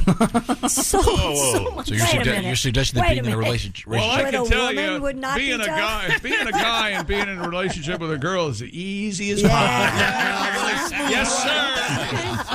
Now, wait a second. Let's get to the root here. Are you suggesting that it would be easier to be in a relationship with a woman? I do. I really do. I believe that. You know what you're going to find out? If you're a woman, she's going to have things like opinions, duties for things you have to do. You know what though? And with that said, I feel like a lot of guys go with the flow. Like they get into it and they're like, all right, whatever you say. I feel like a woman might be a little bit more combative. What do you think? I know. Like, I can't imagine dating me. I'm awful. I am so bad. Yeah, you suck too. I know. I demand so much. Now, I'm miserable. Conversely, do you think it would be easier, you guys, to be in a relationship with another guy? Would that be just, no. I think the big myth is that you have sex whenever you want. There's never a no, right? Yeah, I'm sure that's Oh, that is the big myth. But I like women. Even for all the things I don't understand, I like them. Yeah. Of course. Yeah. The whole guy thing, you got all that smelly sodomy, just no good. Yeah, we do smell good. Man. Smelly. Thank you. I never heard in all my almost 45 years, it had never occurred to me that gay sex might be smelly. Oh my gosh, I never considered that. Palate cleanser. I woke up this morning. This was playing in my dream. I swear. I don't know why. Can we play some coffee again? I don't know what. Yeah, let's hear some Dennis Coffey. Let's hear a new one from Dennis Coffey. How about this one? There it is. This is like Scorpio 2. Is this a different cut? It's a different cut on this machine. Sounds the same. Here we go. Check this out. I listen to this in the mornings to warm up, and I say, don't talk to me until I've had coffee in the morning. That's right. And then I just kick ass or something. This sounds exactly like a television TV thing. Yeah, absolutely. Okay, let's give Mr. Coffee one more shot here. Mr. Coffee. Oh, sorry, Mr. T. Oh my God, I didn't mean to make a Joe DiMaggio reference. Here we go. No, this is Zeppelin. Zeppelin? This is the Dennis Coffey version of A Whole Lot of Love. Zeppelin or a lawsuit coming up. Who are you going to sue? The blues artist? The blues artist that Zeppelin stole it from? Or? No. Do you ever hear songs That doesn't work. and think that they were the original, like Take Me to the River by the Talking Heads? Yeah, it's a cover. It's a cover. it's I had Al no Green. idea till Wait, last Al night. Green. Yeah.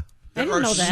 There are idea. so many songs like that. Yes, Yeah. and it stunned me. I was like, what? And almost without exception, the original's better. Almost. Yeah, even Miley Cyrus's new song, Flowers. That's a ripoff. It's a Bruno Mars. It's a Bruno Mars song. Well, not a absolutely. ripoff. It's a cover, and I'm sure Bruno's happy to cash the No, checks. it's not a No, cover. he's not getting listed anything as a from it. songwriter. Yeah. What? Nope. It's an answer song. I know. Oh, wow. Okay. I Same didn't know melody. Because, I mean, often, like I was just reading that, what is it? Knocking on Heaven's Door has been covered 200 times. Man. Oh, my God. And that the Guns N' Roses version provides a massive check to Mr. Dillon. It wasn't until that recently where I went, oh, George Thorogood, these are all ancient blues songs. And some country songs. Yeah. Oh, Yeah. absolutely. Keeping them alive, that's important. But I love it. I totally agree. Who does it better than him? Now, I'm not sure what else Mr. Dennis Coffey did, but I do like this song, Chick. I can see how you could. Yeah. I'm so embarrassed. I love this song. Great song. Tonight, a very special episode of Coffee. This sounds like the music they play on Soul Train when they do the line dance down in between. Yes. I've always wanted to be that girl. Let's introduce the chicks. That's fun stuff. I like it very It feels much. like music that a white man in a suit would do karate too. Does that make sense? I mean, it does. It's like Yeah. that. Yeah. Coffee and cream. Do you remember? Oh, wait a minute. No, there's the show. Or coffee with cream. What would you go? like a khaki and lacy? The cream would be the white chick, and coffee would be the black detective. Or No, you'd have it's- to switch it. What if it's Kareem Abdul-Jabbar and it's Coffee and Kareem? Is that fun for anybody? You'd have It to is make fun the for white all girl of us. coffee and the black girl cream, I would think. Oh, so it's two women detectives Yeah. now. Oh, I thought it Cagney was and a, Lacey. I thought it was Well, a- we could go back to the guy on guy thing, and it could be cream and coffee. Cream and coffee. Cream How on about that? coffee. But then you have the smelly sodomy. Nobody's going to watch that. Then you have to play Yeah, this. to make this people week, forget what we're this week, talking about, and then- coffee lights a candle and says cream. You Okay, bad. all You right. smell. You guys. Do you remember? Think about this during the break. Do you remember? And I don't think Jess can play this probably, but the first 8-track tape or album that you ordered from Columbia House, and you were very excited to get it in the mail. Did you do that? No. I had a CD. But it was BMG CDs for me. But yeah. it was Yeah, you'd same. pay a penny for your first 5 albums. Yep. Yes. And then But- wait 6 to 8 weeks. And the albums were all terrible. They were all like No, they Oh, were ours were great. tough. they'd have they were great. 2 good ones and then like 40-second Ours were tier good. Really? clearinghouse stuff. They Oh, He couldn't- okay. never did it, but now he's talking like Yeah, ours No, were that's great. why I didn't do it. Chip, because- you How do remember? you know that? They would send you like a book of stamps. Yes. And you would peel the stamp of the album off you wanted. Absolutely. Yeah. And then your parents had to pay for it, and you got in trouble. And I always had to pay. Yeah, I used my parents' credit card, but I had to give them the cash. Okay, what was the first record and/or album, CD, disc, tape that you bought? My brothers and I got. I think we pitched in and we got Bon Jovi's "Slippery When Wet." Nice. Wow. Yeah. That's not bad. Mine He's was young. Salt and Pepper. Salt and Pepper. Salt and Pepper. Peppa. Yeah, they're original. Is that a rap band? What are It they? is. It A is. rap It's band? two. It's Okay. two Do they- female do they rappers. sing or talk? They Both. They're they sang and great. talked. Well, they They talk all- about sex. Yeah, Maybe. Let's talk about sex. Yeah, they also have Spinderella. She was the she Cinderella sang- cut it up one time. Hey! When it just came, happened? when it came in the mail, did you say, What just "Salt happened and pepper's is- here"? Yes, I was. So You'd love. You Salt haven't and paid Pepper. attention to anything since 1965, so you're not familiar with these. Tom, look up. Let's talk about sex Is it- Let's talk about sex, baby. for lots of You've heard reasons. it. Okay. It's edited for radio. Let's talk Ace, about first it. album you ever bought and/or single or Album was a KTL compilation of what? of hits of the 70s. What was some of the hits? Do you remember? You don't remember those came out like Oh, sure. a couple times a year? Sure. But do you remember what some of the songs were on the album you got? The one I remember was a Brother Louie song. Oh, Stories. Stories. Brother Louie. Yeah. That's a great song. Louie But Louie. it wasn't Brother Louie, it was another song. Oh. It was really good. Okay. And my first single was the theme to Rough and Ready. Oh, Rough and ready. They're always looking steady. Boy, I don't know what is that. I don't know that either. It was a cartoon, but it was really dark. Ah. All right. Were they a dog and a cat or Dog two and a cat, dogs? yeah. Okay. first single, "Sugar Sugar" by the Archies. Oh, yeah. Nice. Mine, Yes. of course, legendary. Of course. The Rivingtons, of course. Great song. Every time Everybody knows it. Thank you very much. When we come back, we'll explore the Salt and Pepper. Also, we have coming up in the. I don't know.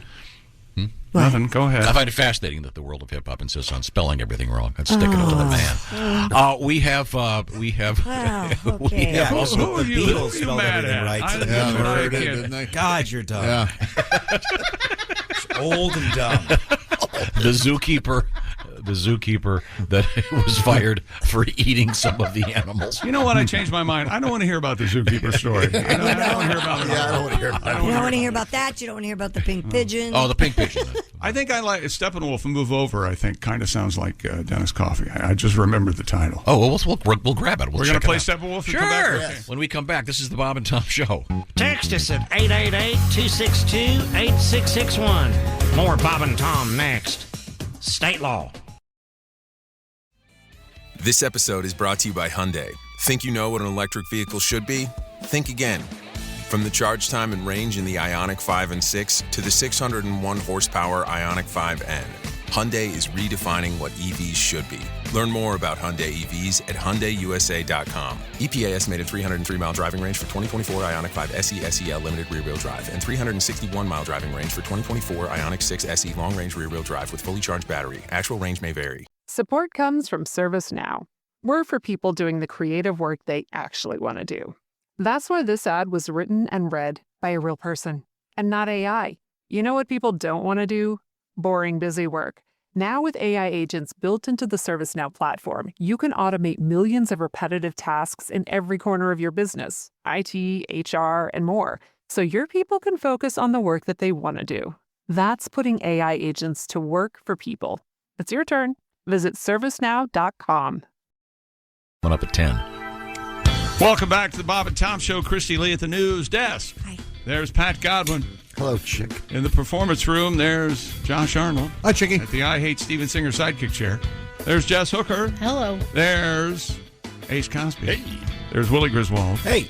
I'm Chick McGee, and here's Tom Griswold.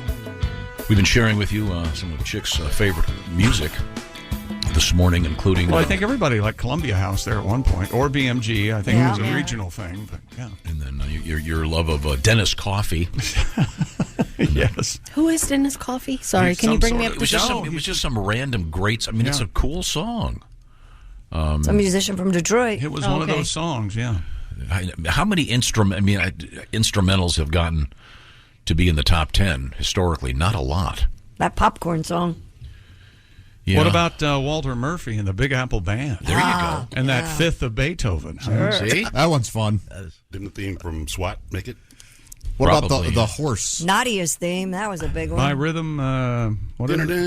Yeah, the theme from SWAT. What was I wonder what the last instrumental was that was Thank God for Google. in the top 10. Well, while you look for that, Christy, Beverly Hills Cop. I've got a challenge coming up for Miss Hooker. Oh, but before I get to that, we have to listen to this. What is it now? Hello, Bob and Tom Show. Hey, fellas. Floyd. I've enjoyed your Beverly Hills Cop program. Oh, good, yeah. That does sound good. Happy Groundhog Day to you. Well, thank you. I've always dreamed of going to Punxsutawney to see that little fella. Oh. It's still on my bucket list. You know, groundhog's good eating if you know how to do it right and take your time. Is that right? I did not know that. All you need's a gutted groundhog, a crock pot, and one Vidalia onion. Oh, okay. And you keep it covered on low, and that groundhog can make its own gravy. Did you take the fur off? You should put that on your bucket list. Yeah, you have to skin it first. Oh, okay. Sure. My bucket list has about 5 different things left on it. Oh, what are they? I hope to cross one off tonight. I've always wanted to find out if I could eat an entire bag of Cheetos left-handed. Oh, that's all right. Well, best of luck. Well, that's interesting. And since I didn't make it Punxsutawney to see that little groundhog do his little skit, I guess I'll have to settle for just a night watching lot lizards popping their heads out of sleeper cabs and Peterbilts. Oh, Oh, no, nice. While eating Cheetos. Yes, yes. When they walk by my rig, I'll roll the window down and say, "Hey, I caught you orange-handed." They'll like that. They'll kick a shine when they hear that. yeah, that's Mr. Ace, I got a couple for you today. Here's one that's clean, fun to tell, and keeps kids off the streets. What's brown and sticky? brown and sticky. I don't know. A twig. Sticky. Oh, Sticky. Oh, it's sticky. Okay. Sticky. I got it. I get it. Still runs up on you quick when you think about it. I'll tell you this regularly. It's about settling it for once and all. I went online just in. Online shopping. I ordered a chicken and an egg. Oh, yeah? Mm-hmm. I'll let you know which one gets here first. Okay. Boy, here's one they just love at the weigh station. Yeah? Did you know the first French fries weren't fried in France? Really? Oh, where were they fried? Nope, they were fried in grease. Yeah. Go ahead, you tell it that's yours to keep. I finally found that puppy a good home. Boy, looky there. Groundhog done seen the shadow, and they've already got Cypress mulch on sale here at Mr. Fuel. Oh, wow. That'll happen. I reckon it's time to spring ahead. Thank you, Floyd. Extraordinarily helpful. Floyd's kind of a plagiarist there. All the research I could find, it looks like Jan Hammer's Miami Vice theme was the last number one on the Billboard charts as an instrumental. Did Beck have an instrumental? What's the song with him where what's his name is dancing through the video? Oh, Fatboy Slim. Fatboy Slim. Is there any vocals Christopher in that? Walken? Yeah, Christopher Walken. So. Is there any vocals in that? I'd imagine that would be up there. Also, is that Harlem Shake? No, that's not. But that's. I was going to say a lot of EDM probably makes the cut. Yeah, but that's where it gets kind of. I'm just saying. And the way the charts work. I kind of meant the last one that really lingered out there in whatever in the top 10 or top 20. Well, that was the last Billboard number one instrumental. This one's great. Jan. Yeah, Jan. You can sort of see the cigarette boats. And the flamingo. Yeah. Prancing around. And I didn't realize it had this lengthy an intro. Yeah. This is your album cut. The TV version. Oh, you skipped over the drums kicking. Sorry. Good job. Oh, there it is. That part. Sorry. Yeah. And go back and hit it. Yeah. Good. Oh, jeez. What a mess. Here it is. Calm down. What a mess he's running over there. He said, "Calm down." Here it comes. Ready? Happy now? Other than you talked over it, yeah. And that's the LA Vice? No, Miami Vice. Miami Vice. LA Vice, Miami, whatever. Yeah. Nowadays, there would be an LA Vice and a Chicago Vice. Be. Yeah, they would Right. have spawned many. I never watched it. Did you guys do the white blazers and the... No. The push-up sleeve? Yeah. Miami Vice, they would actually tell you in the TV guide what songs were going to be featured. It was the first time. It was sort of MTV meets... Yeah. We didn't ever have TV Guide, but we had the newspaper that we would fold up right Didn't to the day. In the Air Tonight get a huge push from Miami Vice? Yeah, absolutely. Phil Collins, wasn't he in it? He was in... oh, really? Yeah, one episode. I know Glenn Fry was in an episode. Are they available somewhere? I'd like to... I might go back and watch those. I'm sure you can find them somewhere. Yeah. And I think I want to say in the first season, I want to say that the Don Johnson character Crockett lived on a sailboat and had an alligator. Did he really, as a pet? Below deck, which I think it was Elvis, right? Yeah, and he named Elvis. If you've ever been on a high quality sailboat, you really don't want to have alligator feces below deck. Okay. He also smoked Camel Straights. I smoked Camel Wides for years, and I love them. Yeah, Don. Thick as harmonicas, they are. And Don allegedly hung like a really mast on a schooner. Apparently. Oh goodness! Legendary in Hollywood. Don't make big penises are so cool. Don't compare them to sailboats and make them lame. Come on, mast on a schooner. Okay, what would make it cooler? Just say he's got a big hanger. He's got a long john. He's got it going on. Okay. And it was Crockett and Tubbs. I feel like Tubbs would be the one with the no. I feel like after my dad fires me, I'll be on a morning radio show called Crockett and Tubbs, and I'll be Tubbs. What you got there, Crockett? I don't know, Tubby. What do you got? Tubby, that's different than Tubbs. Oh, it's a different show. I'm already stretching out. Changed it. Yeah, that's the Stoner and Fatso are going to be. Right. Yeah. The morning show.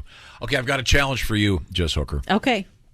Jess is a very fine baker. And, it looked like you looked up at the board to see what her name was when you were talking to her. No, I was looking at the clock. Okay. Sorry. Well, we do have time limitations on the program. It doesn't feel like it. You were asking me what Kelly got me for Christmas. Sure.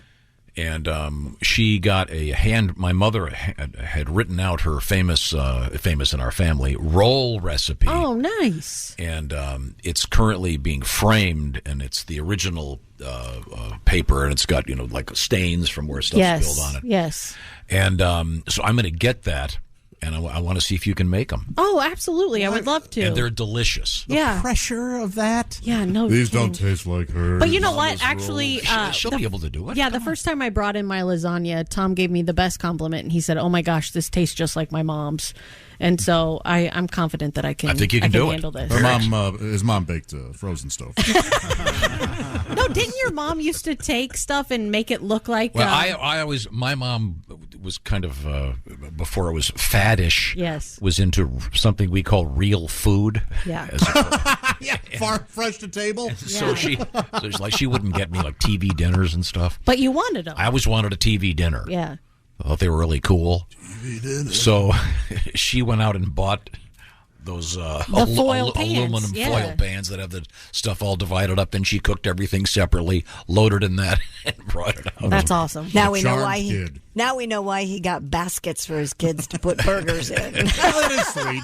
Yeah. It is fun. I just did that. I got they're great. I know. I got those plastic baskets like they have at the bowling alley with the little sheets. So I know this probably didn't happen, but I'd like to think when your mom handed you that homemade TV dinner, I hope she mumbled, "That ought to hold you."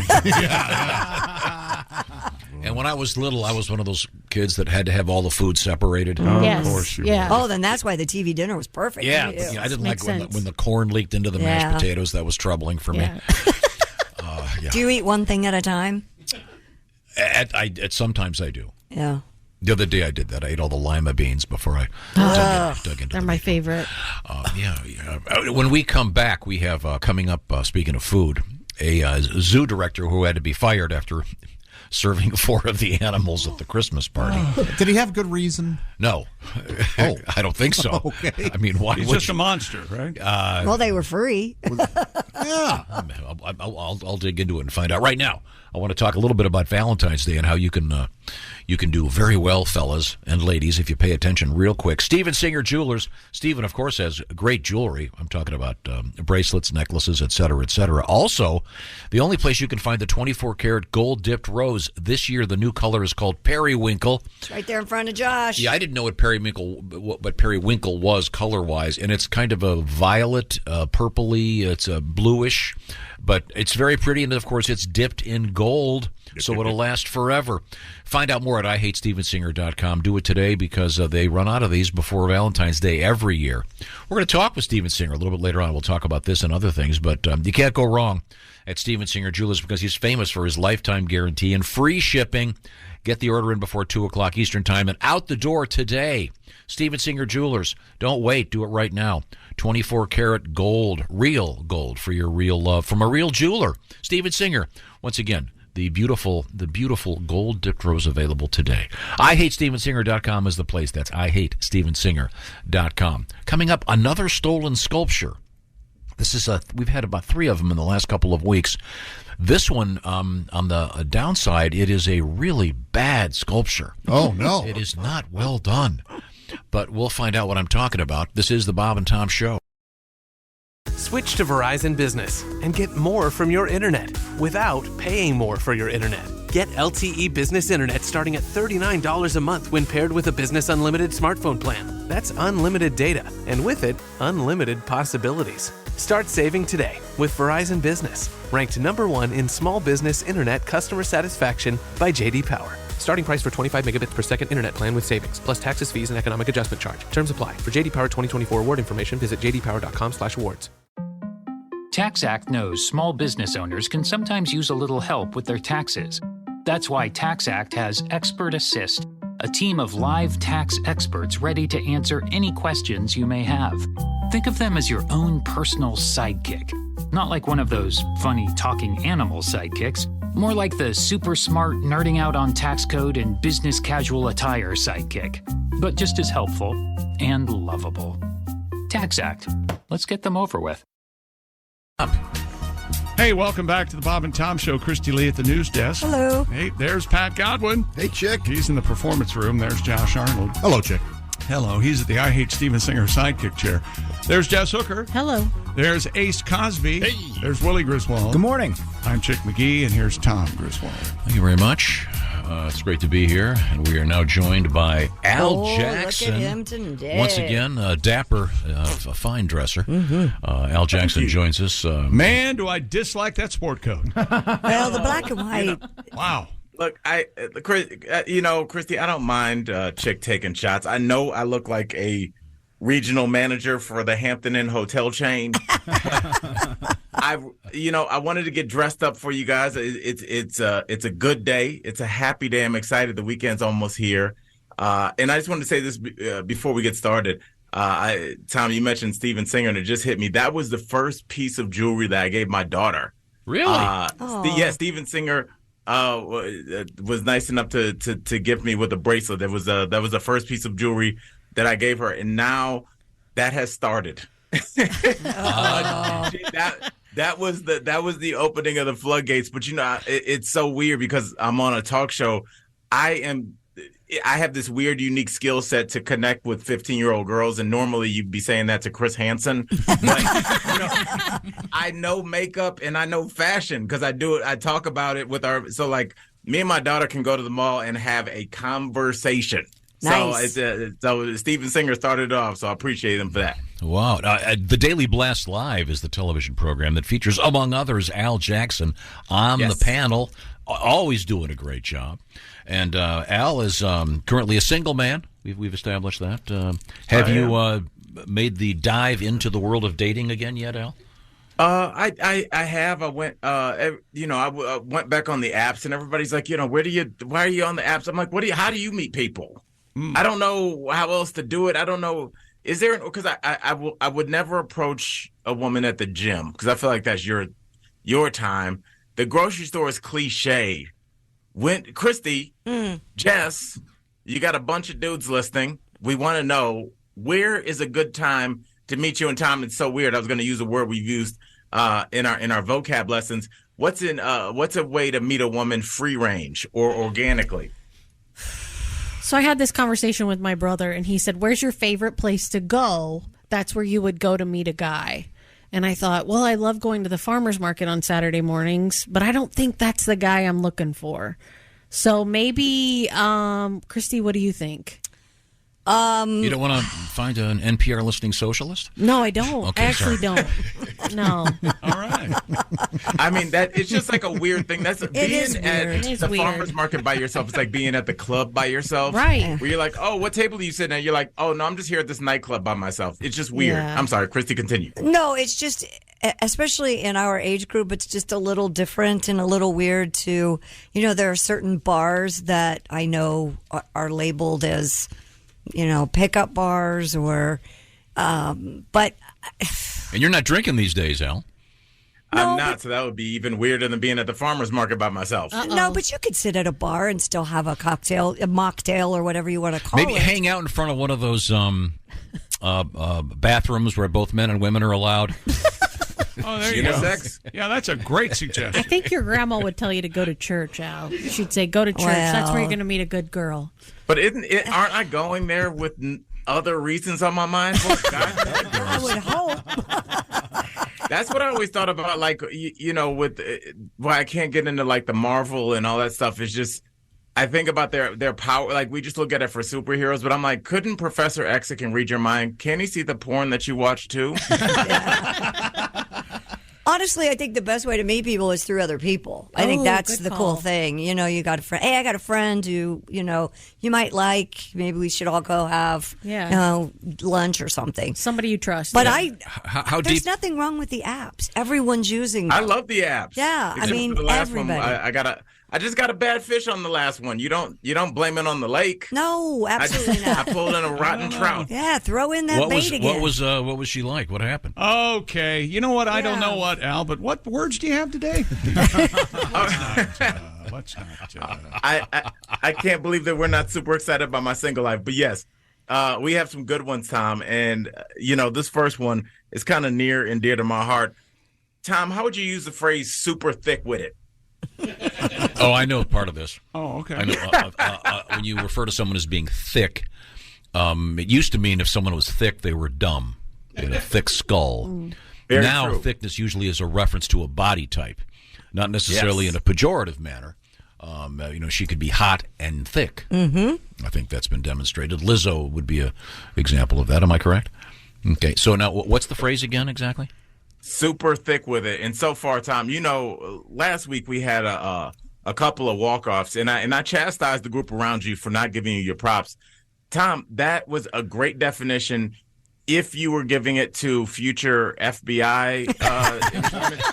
It was very sterile, but that's the way you would tell somebody, and that's a perfect definition. So, Tom, in just casual conversation, you're at this the singles bar with Christy, with me. You walk up to me and how would you use that phrase?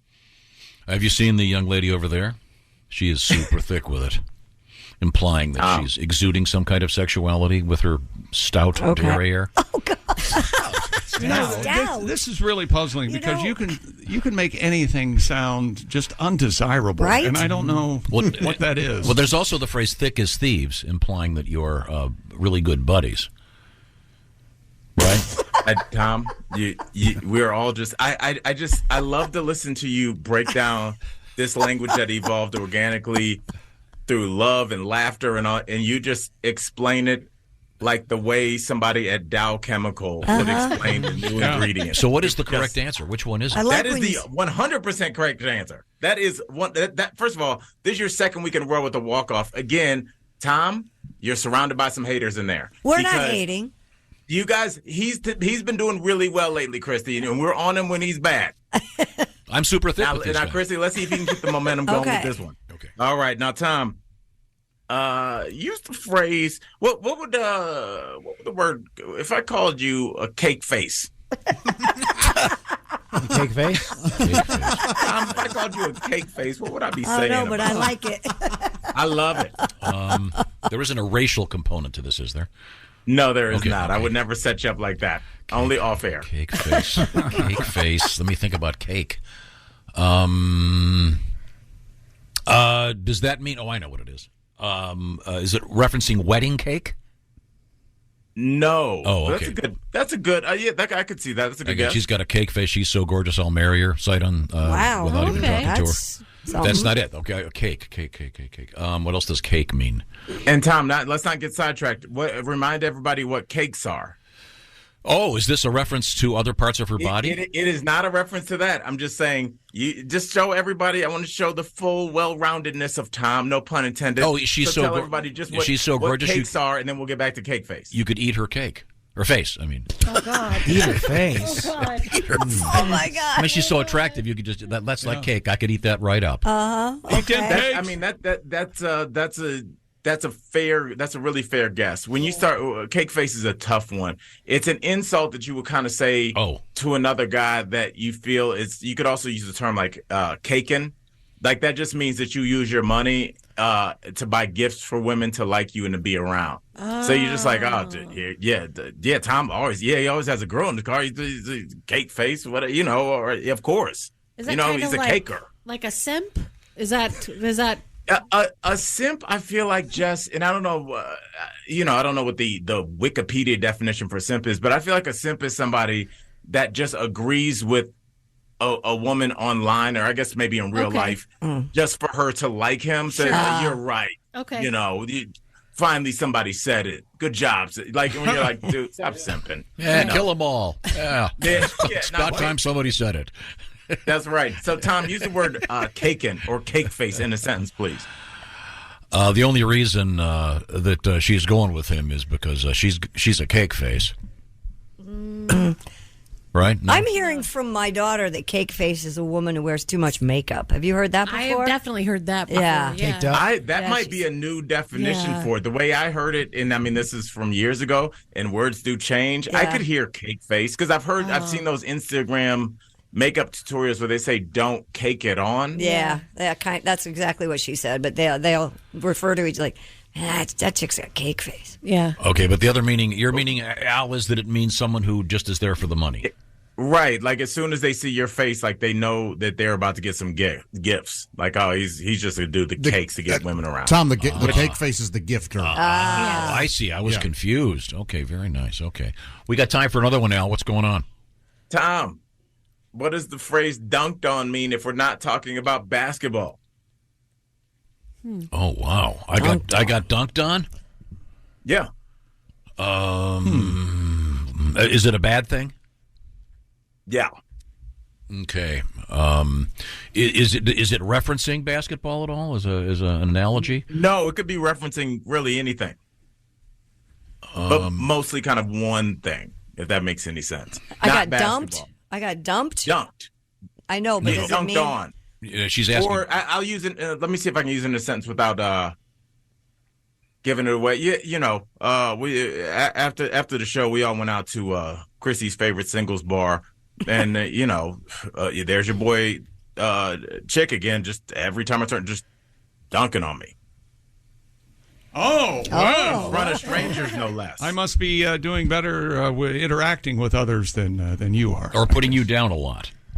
That's it. Oh, okay. Just trying to play you like you. And I mean, it could be kind of funny, like, hey, Chick, you were right. The Commanders finished with a better record. Then was it? Yeah, I got dunked on that one. Yes, but more dunked on is more like kind of for me. It's kind of a weak move that a guy will do to another friend in front of women. So it's like, I'm over here. I'm trying to talk to Christy Lee. She's looking good. She's about to give me her number, and then Chick brought up that stuff from 5 years ago. Dude, dunked on me. Christy walked away. Gotcha. Yeah, I walk up and go, "Hey, Al, how's that pubic rash? Who's your friend?" Turns out it's not a rash; it's permanent. Man. Al Jackson is our guest. Al is a very fine stand-up comedian. He is also on the panel, if you will, at DBL Daily Blast Live, and you can find out what Al's doing. Are you doing any gigs coming up, Al? Yeah, I'll be at the Denver Comedy Underground in 2 weeks. February 10th and 11th. And I just want to say my podcast, my safe word is more Tom. Somebody figured out, and this is why I'm always scared of the internet, and it's like a good reminder for men, don't cheat, because we can't get past the internet world. Nope. Somebody, because on the podcast, before I knew, Tom, that you sent me this picture of me and you in these boxes in this kind of Andy Warhol-esque look. I thought a psychopath was going to kill me. And I thought this was like the warning shot. That's a very old picture. I said on the podcast, I was like, who is this? Somebody from the podcast on our Instagram page pulls up a screenshot of Christy Lee. They went and found it and was like, I think it's Tom. Which, you must have not heard the episode where we talked about it, but it's just like, the way that people are able to track things down. First of all, I'm scared of crazy excited fans, but I also love it.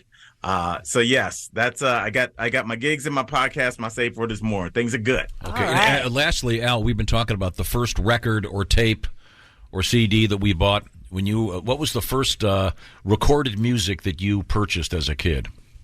Oh, no doubt. Eric B. and Rakim, Follow the Leader. Nice. Yes, no doubt. What is it again? Eric B. and Rakim, they were kind of the first. They had the song "Paid in Full." Maybe Dean can play it for you next break. But it's one of the first rap songs. When you hear the beats, you'll know it's called "Paid in Full." But it was their second album was called "Follow the Leader," and that was it had songs like "Microphone Fiend" on it. Tom, it's a must-have for any record collection. I think I've got it. Microphone Fiend. Yes. Yeah. It's called. You got to watch the video. There's like a little kid just rapping alone in a warehouse. Is this clean? Yo, Rock, what's that? Is this clean? I'm playing it. Man, I'm trying to get paid in full. Yeah, this is it's about to play right now. Norby Walters is our agency, right? Carol Lewis is our agent. This is back when rap music had a 10-minute intro before they started rapping. I think PM Dawn they sampled absolutely that. covered that, yes. They did. Yeah, for Set Adrift on Memory Bliss. Yes. Wow. Could you be more exact, Josh? Baby, you sent me. No, that's the song. Oh, it's yeah. Baby, you sent me. Yeah. Okay, that's the one. Mm-hmm. Now, do you still have vinyl in your apartment or your house, rather? I do have vinyl, and the best thing about I'll go out and get albums. First of all, I was shocked to know albums are not cheap.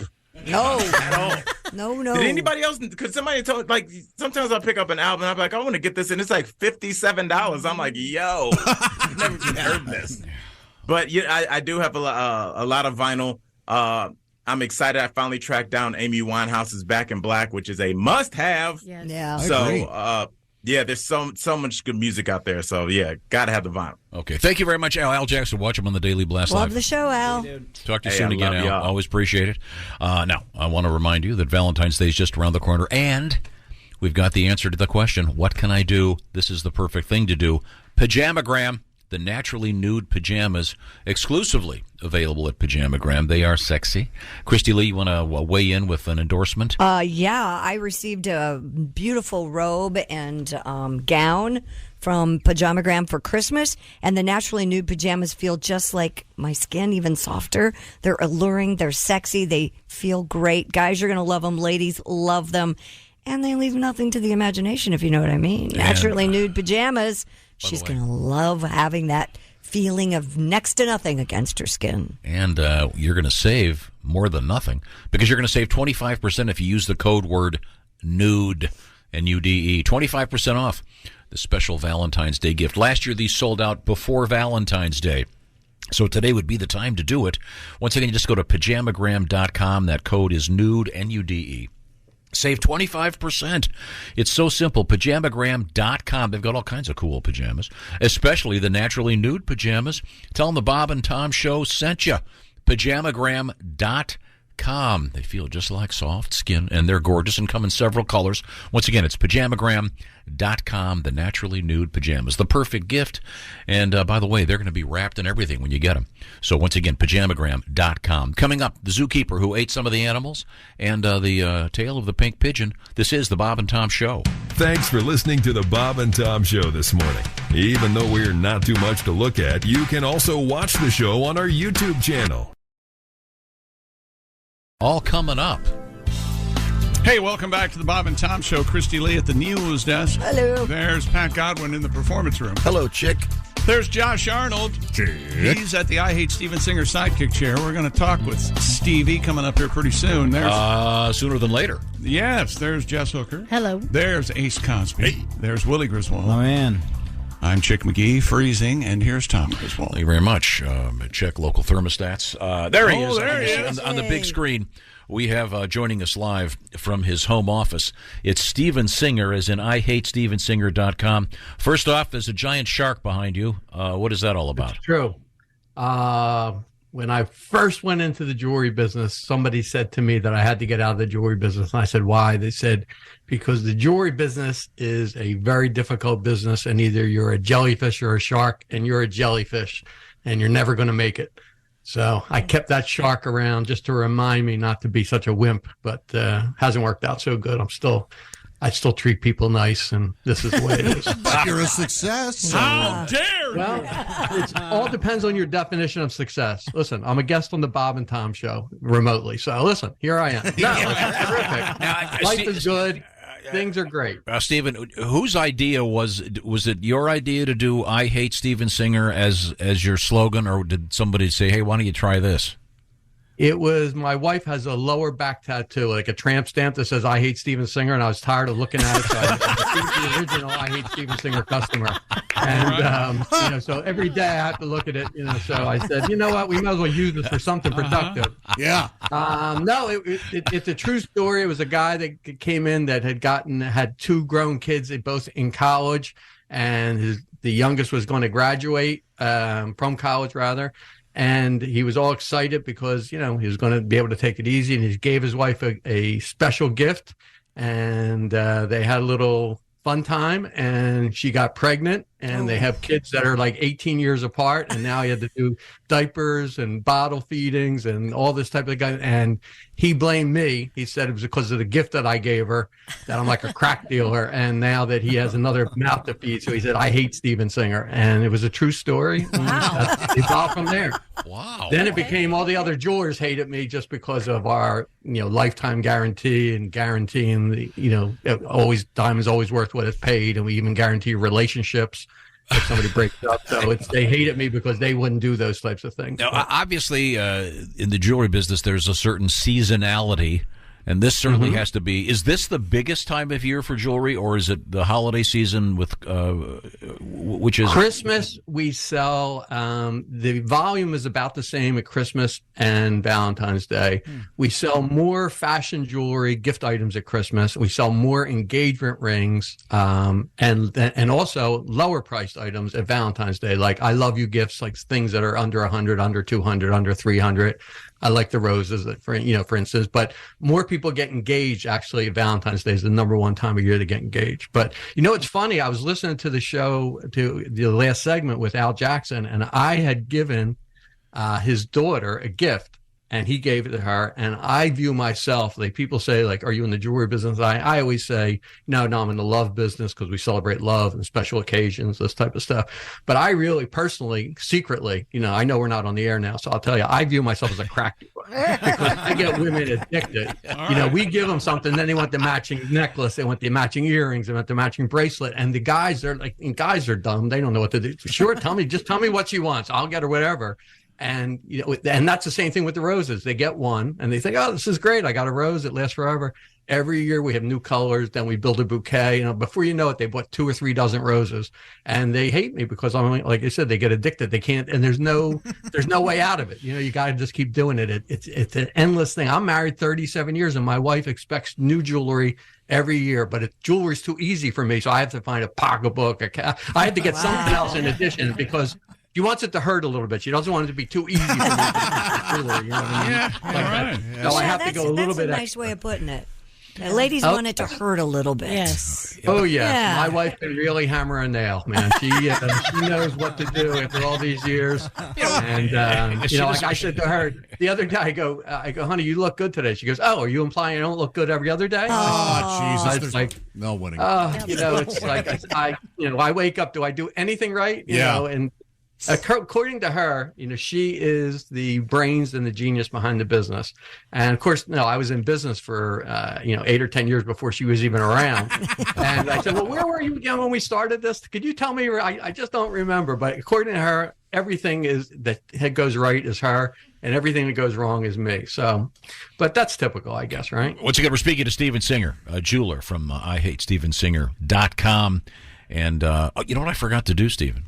Hang on just 1 second. I can't believe it. I got kind of surprised here. This is your official theme song. Ladies? Live, as it happens. With Steven Singer.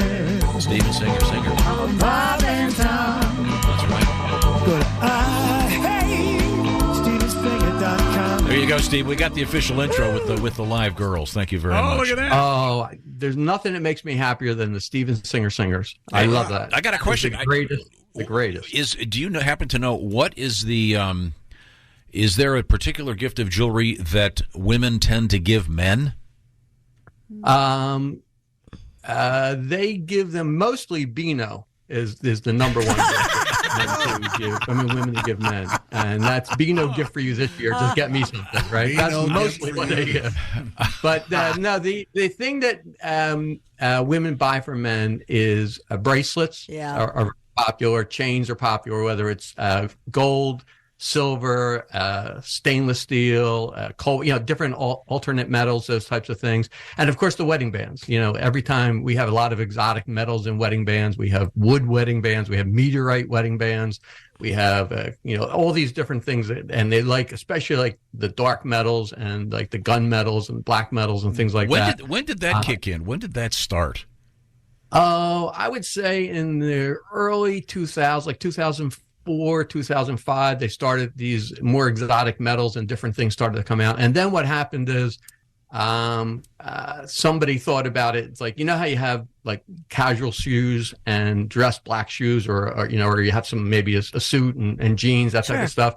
So then people started getting double wedding bands. They would get like one 14-karat yellow gold or white gold or platinum wedding band, like a dress band. Mm-hmm. And then they would get one of these alternative metals that were very inexpensive, like under $100. And, they would wear that like every day, like to knock around, that type of thing. So they had like an everyday wedding band and a dress wedding band. So that's kind of how it started. And then they just kept finding and cultivating other new exotic metals and different types and inlays and making them two-tone and three. We have a lot of them that are they look like tattoos. It looks like an arm tattoo that's like braided or, like some kind of cool look. And guys really dig that. They just love that type of. What do you wear?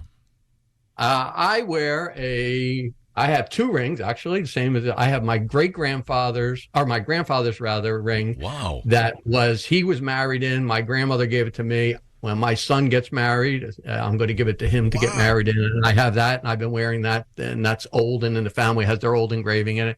And I have this diamond band that my wife gave me for our 5th or 6th anniversary. Did she buy it at your store, or did she go somewhere else? No, she went somewhere else. She didn't want to get ripped off. She went for the competition. She's not on that note, thank you. Steven Singer. Don't forget the Periwinkle gold dip rose. I did not know what periwinkle went until I saw this. Were you aware that periwinkle was a color? Is this your choice? It's the perfect blend of violet and blue, and periwinkle. This color we are on pace.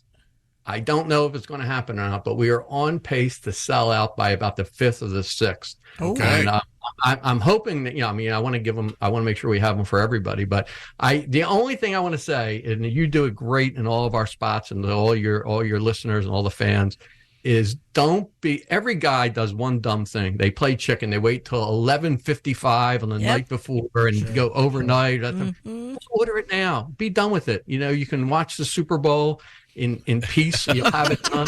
You'll know that it's there. You don't have to think about it. The gift is 100% there. It's done. It's easy. It's fast. Order it now. Don't go to the last minute and play chicken like you're going to screw it up. And don't miss out free shipping. We have free shipping for the next 10 days. So take advantage of the free shipping. Well, thank you, Steven. Steven Singer. Thanks so much, guys. It's great to see you. Good talking to you. God, that's hilarious. Thanks, Steven. His wife bought it somewhere else. Coming up, we have this big story about the zookeeper who got fired. Yeah, we'll finally get to it. Once again, he ate some of the animals. But he served them to his guests, by the way. I don't want to be too selfish. We'll find out about that. And also another stolen statue in the news. And good news, they found that radioactive capsule that was loose in Australia. Yeah. We'll find out who found it and where it is now. This is the Bob and Tom Show. For a complete copy of the Bob and Tom Show contest rules, go to bobandtom.com/contest-rules. Or just scroll down to the bottom of the page and see contest rules. This is the Bob and Tom Show. Every cup of Nespresso coffee is an invitation to transform your morning routine into a ritual you can treasure each and every day. Using the Vertuo Pop, a simple touch of the button freshly brews bold aromas and a rich, velvety crema layer for delicious cafe-quality coffee at home. Whether you enjoy your coffee hot or over ice, every sip, every morning is unforgettable. Nothing tastes like Nespresso coffee. Visit Nespresso.com or our app to explore our full range of easy-to-use machines and coffees not found anywhere else. T-E-R. He thinks he's look at him. He thinks he's killing it. He's got a walk-off home run. Hello, welcome back to the Bob and Tom Show. Christy Lee at the news desk. Hi. There's Pat Godwin in the performance room. Hello. There's Josh Arnold at the I Hate Steven Singer sidekick chair. Chick McGee. There's Jess Hooker. Hello. There's Ace Cosby. Hey. Willie Griswold joins us. What is up? I'm Chick McGee, and here's Tom. Got a letter for Al. Al's not here. Sure ain't. No Al. That was very helpful. Well, You call me Al. My favorite song. My favorite Really? song I hate of that- all time. I hate that I know song. a lot of I people hate do. that I hate It that is song. my I most hate favorite it. song I of all hate time. that God, I album. hate that Jess, song. it's a wonderful song. I love it. It's a It terrible makes me so album. happy. It's pretentious. I love it. Got all those awards because of this. Love it. Yeah. I do. All right, call Pat. Al, go ahead. Read your letter. You going to be Al? Sure. Okay. Oh, God. Do the voice. Al, This is so Al has. Al I'm is, terrified. I'm terrified. Al is single. Al is single. As you know, Yeah. Al, being a gentleman, when Yeah. he and his girlfriend broke up, he actually moved out of his own apartment Right. and gave her a couple months to get out. Well, Then, of course, he fumigated it, and He's then trying he. to- No, she took everything. yeah. Remember? He's trying to curb the Let's crazy. be honest. Cleaned him out. Al did something really bad, right? Can we be You know honest? what? I tried to. He did not Yes. care for the implication. No, really? No, He did was not like he it. was a gentleman. He did Just being everything. silly. No, I don't. Al just asked, "How do I meet women?" Right. Uh-oh. And he was calling us from Denver, Colorado. Mm-hmm. Got this. Al Jackson can meet women. Christy, you're going to like this. At pickleball brew pubs. It works. Huh. Is this coming from a man or a woman? This is coming from a guy who said that's how his son met his girlfriend. Oh, okay. You were saying how popular pickleball has become. I'm so sick and tired of seeing Well, pictures and hearing about pickleball. Denver has become the land of the weirdos. They've got all sorts of juice bars and places where adults go to build Legos together. There's a lot of goofs out there in Denver. It's always been. There's a Lego bar? Yeah, time out. I'm on board with the Legos. You know what? I made it up as a joke. It does sound like a really good time. I think we need to brainstorm this idea. But if that's not a thing, you guys need to talk about.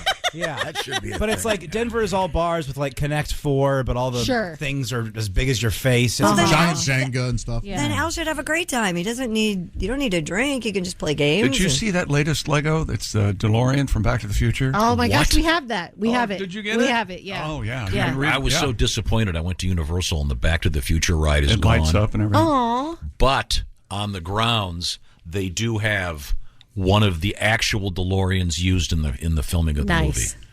The ride that took over The Simpsons is terrific. So Yeah, that was one of the ones I did not go on. Oh, okay. That's what the Back to the Future ride used to be. It's great. Love The Simpsons. Okay. So we'll read this to Al next week. And yes, I know pickleball's great and it's fun. I've played it. Maybe I'm just pissed because my sister puts up pictures every single day of her playing pickleball. Oh, so you're displacing. You're displacing living her in the her hate cold. for her Yeah. over here. Okay. Yeah. Where's your sister live? Hilton Head. Oh, well. Well, I'm glad you're taking it well. I am. Doesn't that sound like one of those? You know, there are very few loves like a sister's love. I think. Doesn't that like one of those I'm Karnak jealous, the I Magnificent? admit. Karnak the Magnificent things. The answer is Hilton Head. Oh, yes. Yes. What is I received at the hotel last night? What is Paris's favorite Yeah, there you gift go. to We'll her get there. boyfriend? We'll get there. Well done. I love my sister. I'm just jealous. That's great. But the weather's better. Is there like what's the opposite of Schadenfreude? Like taking joy in people's pain, like receiving pain from others people's joy. Yeah. Like you ever see someone you don't like having a good day on Instagram, and you're like, man, I wish they. There is. Yeah, honey, it's called jealousy. Oh. Freudenschau. Yeah, just flipped. I gotta find. Did you? I didn't read this one because it was really long and complicated. But the essence of the story is. That sounds like right up your alley. I know, even for me, it was Long and complicated. The Tom Griswold story. Exactly. Dr. Andy Tagg is an ER physician. He and a group of pediatricians deliberately swallowed Lego pieces. No. Yes. Oh, what? Yeah. Why the hell To see would if they you can do treat that? each other? It says he says, on a regular basis, I meet anxious parents whose kids have swallowed small toys, and I wondered if there was a way to reassure them that an emergency room visit was not always necessary. Oh. Dr. Tagg swallowed 2 Lego pieces, and 5 other physicians swallowed Lego heads and measured the time it took them to pass through their bodies. Yeah, tell me, is it a 1x1, a 2x1? He said, according to the study, they averaged 1.71 days for an adult, sometimes up to 3 days to pass a Lego head. Pardon me, honey. I got to go prospect my dump for a Lego head. Have you guys ever stepped on a Lego? Can you imagine what it'd be like to pass a Lego? Well, listen to this. One of the doctors was unable to locate the Lego after 3 weeks of searching his stools. So these guys don't seem like real doctors to me.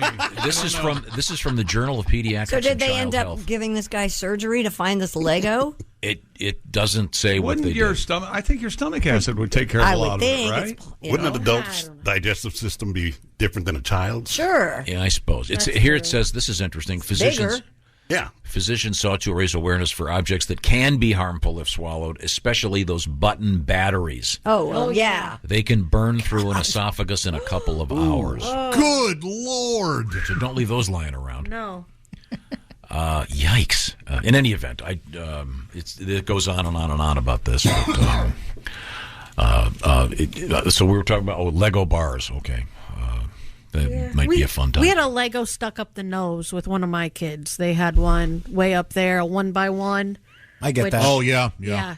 It wasn't. I mean, it was a while. We had to get in there and get it. We didn't take him to the emergency room, but yeah, it was frightening. By the way, these physicians are not without a sense of humor. they standardized certain aspects of the search. I'm not. This sounds like something I would This make is something that you just No. love. Go on. It's got to be something to do with poop. up. They called it the stool hardness and transit score. Oh my gosh. Or the SHAT. No way. Yes. Wow. Yes, they did. It's transit. Yeah, they were obviously. How far long it takes, I They, guess? The speed? like many of these acronyms, I think they went backwards to get Right, what they wanted. right. Yeah. You know, you hear those all the time, but they really force it to make it fit the word. Yeah. Boy. But in any event, it's an interesting study. So there we go. Now I've heard of a brick, but this is ridiculous. Christy Lee is at the news desk. What have we In missed over there? Mexico, a zoo director killed 4 pygmy goats at the zoo and cooked them up for the zoo's Christmas party. Authorities report that, quote, this put the health of the people who ate them at risk because these animals were not fit for human consumption. Why not? Jose Ruben Nava was replaced as director of the local zoo in the city of Chilpachingo. Officials said an investigation also revealed. Okay, now, admittedly, does Chilpachingo sound like something great this week at Taco Bell? It sure does. Hey, it tastes like pygmy goat. With sour cream? You kidding me? Chilpachingo. Under Nava's orders, a zebra was traded for some tools. That's so funny. That's like the baseball player that got traded for the announcer. Yeah. I'll give you a zebra. You give me a ratchet set. Also, he's responsible for a deer and a Watusi cattle traded to private individuals without proper accounting. You ever seen a deer do the Watusi? You'd pay good money. Do the Watusi. I remember that. And that shows up in a couple of songs too, doing the Watusi. Sure. Yeah, I think it's probably not happening anymore. There's an ad for a new zoo director. It's kind of interesting. Did you see this, Kristen? I did not. They're looking for a zoo director who must be vegan. Funny enough. Have you ever eaten goat? No, you talked about it once. That was enough for So I me. just had goat last week for the first time. There's a Jamaican restaurant here in the Really? city. Yes, and you can stop. I got oxtail, goat. I got some Jamaican patties. Highly recommend. It's delicious. Hey, I'm Jamaican a pad. Is he an Irish guy? Yes. Hey, Mr. Godwin, you could become Jamaican Patty. Yeah, there you go. Oh, you do the baroop, whatever the hell you insist. Yeah. Oh, gosh. Let's not go down that road again. Yeah, we'll probably get fired. I disagree. I went to a place and they made a real big deal out of their goat tacos. Didn't like it? Oh, they were maybe even if I didn't know they were goat, I would have hated them. I have a lamb bolognese that you would enjoy right now. Yeah. I love lamb. Yeah, Love. yeah. Come get some. Okay, well, we'll Sounds like a give it a threat. try. Yeah, come get some. Yeah, See if I don't shoot you in the head. Good Lord. Rip it out of my hands. Sorry, that wasn't a threat. Right now, I want to. Speaking of food, and Miss Hooker is going to, and maybe next week or the week after, make my mom's famous roll recipe. I'd love to. That sounds like it'll be really Great. fun. Can't wait to watch you sob on the air. Good Lord. What are you setting yourself up for? He does that. I don't want to mention her. No, it'll be sad, but they're delicious. Well, I'm looking forward to it. Yeah, not for you What I guys. need in my life is more sadness. That'd be great. Same here. Don't you think, Willie? Sadness all around. Let's go. What was your mom's favorite thing to cook for you? No, Tom. She really didn't ever White Castle. She bring White Castle home. indulge in cooking. Dad would cook every now and then, but not very often. Okay, Christy, your mom must have been able to cook something pretty good, huh? Oh, my mom made a wonderful pot roast in the pressure cooker. I love pot with, roast. potatoes and yes. carrots. Oh, I'm a big loved fan. it. Josh, what does your mom make that was the best? Oh, my gosh. Her tuna casserole was such a delight, and her egg salad. Oh, my gosh. She makes a macaroni salad she calls club salad to die for. Nice. When I was a kid, my mom would always make my dad angry. Yeah. Good pancakes, too. Oh, okay. Yeah. Mainly. Hey, he said, trying to change Yes. the topic. Oh, okay. We'll get aces Didn't later. your mom just order out because she was rich? Oh, no, I see the confusion. She's married to a man named Rich. Oh, Yeah. okay. And they're married. Yeah. They're married now? They've been married. I thought they were living in For a sin this really whole long time. time. No, they've been Are they going to married, try for another little family? I don't know. I don't know. By the way, things aren't. That joke may have an expiration date. Well, I'm sure my dad will be very delicate. I when may that be happens. maybe getting a harmonica to go along with the banjo. 2 Christmases. He's not on the River of Styx, but he can see the shore. Is that what you're saying? Oh, no, that's what. I hope your brothers aren't listening. I thought it was a breakup. They listen. They'll have to break up or it'll be really weird. Everything's great. I am teasing. Okay, I hope so. Right now, I want to talk about food. I will say this. Coming up, we have an interesting news story about a... That's a great running joke. What are we going to do now? I'm trying to... Said the most selfish person ever. I'm trying to do a little palate cleanser. We have a couple of very unusual stories coming up. One about the human anatomy and a certain body part found in the gas station parking lot. But first, it's food time. The big game just around the corner. You want to have some great appetizers? Well, guess what? HelloFresh has, of course, terrific meals, and they've got some of the little stuff, too. And those famous 15-minute recipes, you can put them together. What do they do at HelloFresh? Well, they do the shopping. They save you all that time in line. They send you the recipe cards step by step. They also do all the measuring. And they've got little packets. Everything is all set up to make you a great chef. And it's fun and it's quick. You can eat well and save money because HelloFresh shops in bulk and they send you the fresh food and you put it together.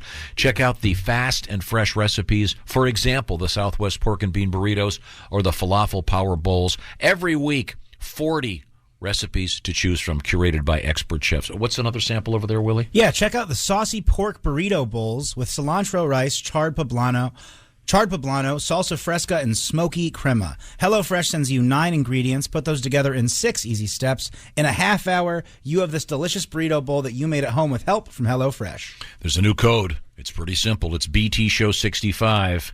Like Bob Tom Show 65. Why the 65? 65% off. That's why 65% off plus free shipping.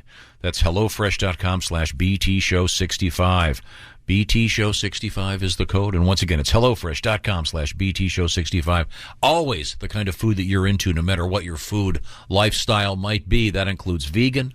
It includes low carb or low cal or just good old fashioned, wholesome, family friendly food. Get the details. HelloFresh.com/BT Show 65. Coming up, what did I just find in the parking lot? What'd you find? It's a human thing. This is the Bob and Tom Show. Take your plans out of the group chat and get long weekend ready in new Abercrombie. From day to night, pack new outfits for every part of your itinerary. Grabbing brunch? Throw on the A&F Mila dress. Then head to your dinner reservation in their new bubble hem mini dress. And yes, permission to overpack for pics with the girls. Abercrombie's best-selling Scarlet Squirt deserves a post in your feed. Your plans are worth it. Shop Abercrombie's new long weekend collection online or in store. Hey, welcome back to the Bob and Tom Show. Christy Lee at the news desk. Hello, Chick. Hey, there's Josh Arnold. Chick. He's at the I Hate Steven Singer sidekick chair. There's Pat Godwin. Hey, Chick. He's in the performance room. There's Ace Cosby. Howdy. Willie Griswold's here. I'm Chick McGee, and here's Tom Griswold. Oh, I'm sorry. I'm over here writing. What are you working on over there? Manifesto? Memoirs? I'm trying to invent a pasta. Signing checks. Invent a pasta? Yeah. Oh, God. Pat wants to know if you're signing checks over there. Funny. You know something? Probably. Yeah, I was thinking. Jess Hooker is our chef, and Jess is. She making the food. Yeah, she's kind of an expert on the world of pasta, and I was thinking maybe of creating my own pasta. And really? Over here running some names on paper. Okay. You know, I've heard some goals in my life. This is really... I mean, you have guests over. Oh, we're having... something else. Tomaletti or... Oh! Or Tomzania or... Tom Morello. Griswoldio. Is Tomalina? Does that sound too feminine? Cascatami? Tamici. Oh, that's an interesting... Go the other way. Have the Tom at the end. Well, Fettuccine Tomfredo. That's Oh, I like that. That's very nice. That would be more of a recipe, though. I'm talking about the pie. I want to have my... Just the pasta. Just the pasta. Yes, like capitelli or mustacholi or something like that. Yeah, I don't want one with mustache hair in it. I want one named after me. Wouldn't you want one that looks like your face? Oh, Ace. That's what we're getting for Christmas. Next Christmas.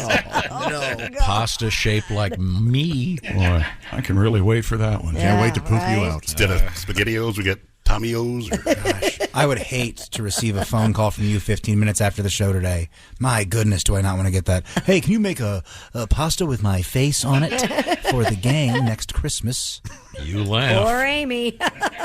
Amy or Jess. We're going to start working on that. Thank you very much. You'll forget by Christmas until you open it up. What a great idea. Christy Lee is at the Bob and Tom News Desk. Have we missed anything? Yeah, we missed the shocked customer at an Alabama gas station who found a human penis in the parking lot. I don't understand. It's not a good story. Oh. Well, obviously it's not a good story if there's a lone penis laying in a parking lot. Usually you just find the condom. The dismembered member was found shortly after 6 a.m. Monday at a gas station on I-10.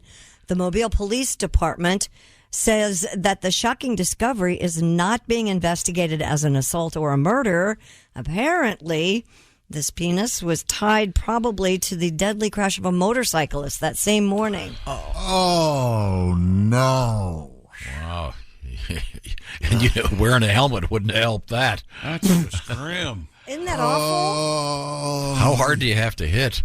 Why are we talking about it? There's a chance it was like skidded off. You know what I mean? Mm-hmm. Wow. I mean, even the gas pumps say put the hose back when you're done. But really, that is just awful. That is terrible. You're just at the gas station having a nice day, watching Mario Lopez as you fill up, and yep. Yeah. Next thing you know, laying there on the bang, ground. crash, penis. Oh, Not brutal. Yeah. I'm surprised anybody recognized it. Well, I think you'd know. No, I mean, I think you'd think it was. Yeah. Because you're not contextually thinking of body parts lying in the parking lot. Right. Honey, what is that crow pecking at? Well, it's a good segue. We can go from crows to pigeons because we do have pigeons in the news. Yeah. Very good. yeah, you're in good voice today. I got to find the pigeon story. I wasn't where I was going. Let's see. Here we go. An animal welfare organization says a pink pigeon that was all found these in New animals York on City. welfare. A lot of them abusing the system. It's just welfare pigeons. Get a job. Carrier pigeons. This pink pigeon apparently part of a gender reveal party. Oh. CBS News reports the brightly colored bird drew attention after it was discovered in Manhattan's Madison Square Park. The Wild Bird Fund said the domestic king pigeon was deliberately dyed pink and released, possibly as part of a gender reveal. The organization is now caring for the pigeon, which it says showed signs of long-term malnutrition. Oh. It reminded people never dye domestic birds or release them into the wild for any occasion. Yeah, what are you doing? Be it a wedding, funeral, or gender reveal, because they cannot survive in the wild. They have to remind people not to spray paint birds. Apparently. Doesn't that sound like a sex move, though? The old spray painted bird or the pink pigeon? I gave her the old pink pigeon. She's not going to walk right for a week. Seems to be a theme. It's sad. It's always not. Yeah, Is that when you said that?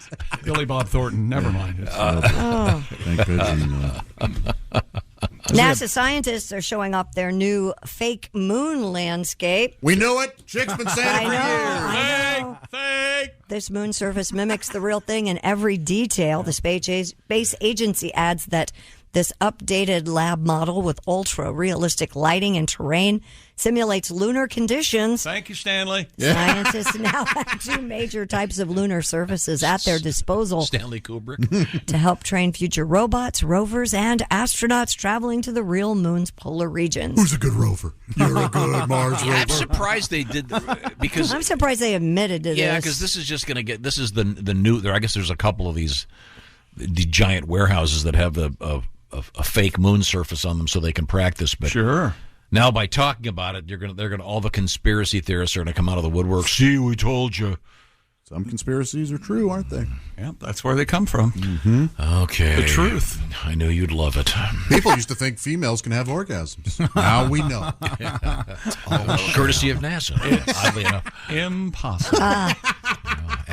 Alan Shepard sampled 10,000 women, and I understand that the book We 7 about the astronauts, in Mr. Shepard's case, should have been called We 9. Oh, really? Congratulations, Mr. Shepard. Very impressive. You know, we were talking about that zoo earlier. The man eating the ate animals. the goat? Yeah, boy, goat Yeah. in the zoo? Is that? Pygmy goats? Doesn't sound they're like a- cute, though. Yeah, but it's like a petting zoo thing. It doesn't sound like the worst zoo I've ever been to. What's the worst zoo? Terrible zoo. Only had one animal, and it was a stinking dog. Oh boy, what a shih tzu! The dog was a Shih Tzu. Very good. I was buying it. It took a little while. I was I flubbed it a little bit. I thought he was doing one of his serious things. It was a like he Shih did Tzu, earlier about the impending death of his stepfather. And then oh, that wasn't funny, was it? Okay, sir. 2 monkeys, Bella and Finn, taken from the Dallas Zoo, have been found. Dallas police located the 2 emperor tamarin monkeys after getting a tip they could be in an abandoned home in Lancaster. The animals were returned to the zoo for veterinary evaluation. They were apparently uninjured and immediately began eating and drinking, which is good. No arrests, though, have been made. See where they found them? No, where? In a Oh, it was closet? terrible. What? They were in a closet. Yeah. There were banana peels everywhere. Yeah. Spoons. There were burn marks. I was going to little monkey syringes. I was doing like a fun thing about like 2 months. They were jumping on a bed and one fell off and hit his head. No, it was more of a crack joke. You got to go like a Belushi route. Did they still have crack houses? Is that still a thing, or was it? I think they do. An 80s thing? I have no idea. Okay. This is the same zoo where they didn't they have like a leopard get They out? had a clouded leopard that was let out of their cage, and then that was found on the grounds. And then they had the mysterious death of a rare endangered vulture. And aren't all these zoos being forced to put higher fences and all this other stuff because these morons are climbing in and got to do it for the gram? Oh, that's Instagram. Oh, that's. You think that's of course? Well, yeah. In this particular case, I don't think that. Yeah, but yes. Someone probably wanted to keep the monkeys, right? I don't think they wanted to. Once they got them, they realized there was a lot more than they could handle. I'm not going to speculate. I don't know. I love speculating. We could. I know you do. It's your favorite thing. That could be the pasta you're trying to come up with. Speculini? Yeah. Speculati? It's got to have my name in it. Well, it could be Speculati with tomato sauce. No one's going to know that it's me, though, because tomato sauce already exists. But who says Why did I tomato? ask you for any ideas? And why am I volunteering any? Yep. The chick literally shaking his head. What the hell's going on? Would you like a pasta named after you? No, thank you. That's fine. Well, apparently this is causing quite a ruckus across the country. What is? The zoo monkey thing. Oh. A dozen squirrel monkeys have been stolen during a zoo burglary now in Louisiana. Squirrel monkeys exist, and I don't know about them yet. Oh, have you not seen a squirrel monkey? Is it more like a squirrel or more like a monkey? Either way, I'm game. Yeah, this is in Broussard, Louisiana, the scene of a criminal investigation after an unknown culprit broke into the facility and took the 12 monkeys. I don't know if you can see 12 that. monkeys? What? 12. It's a virus. Great movie. Those guys are so Great cute. series. They are so cute. Squirrel monkeys are so cute.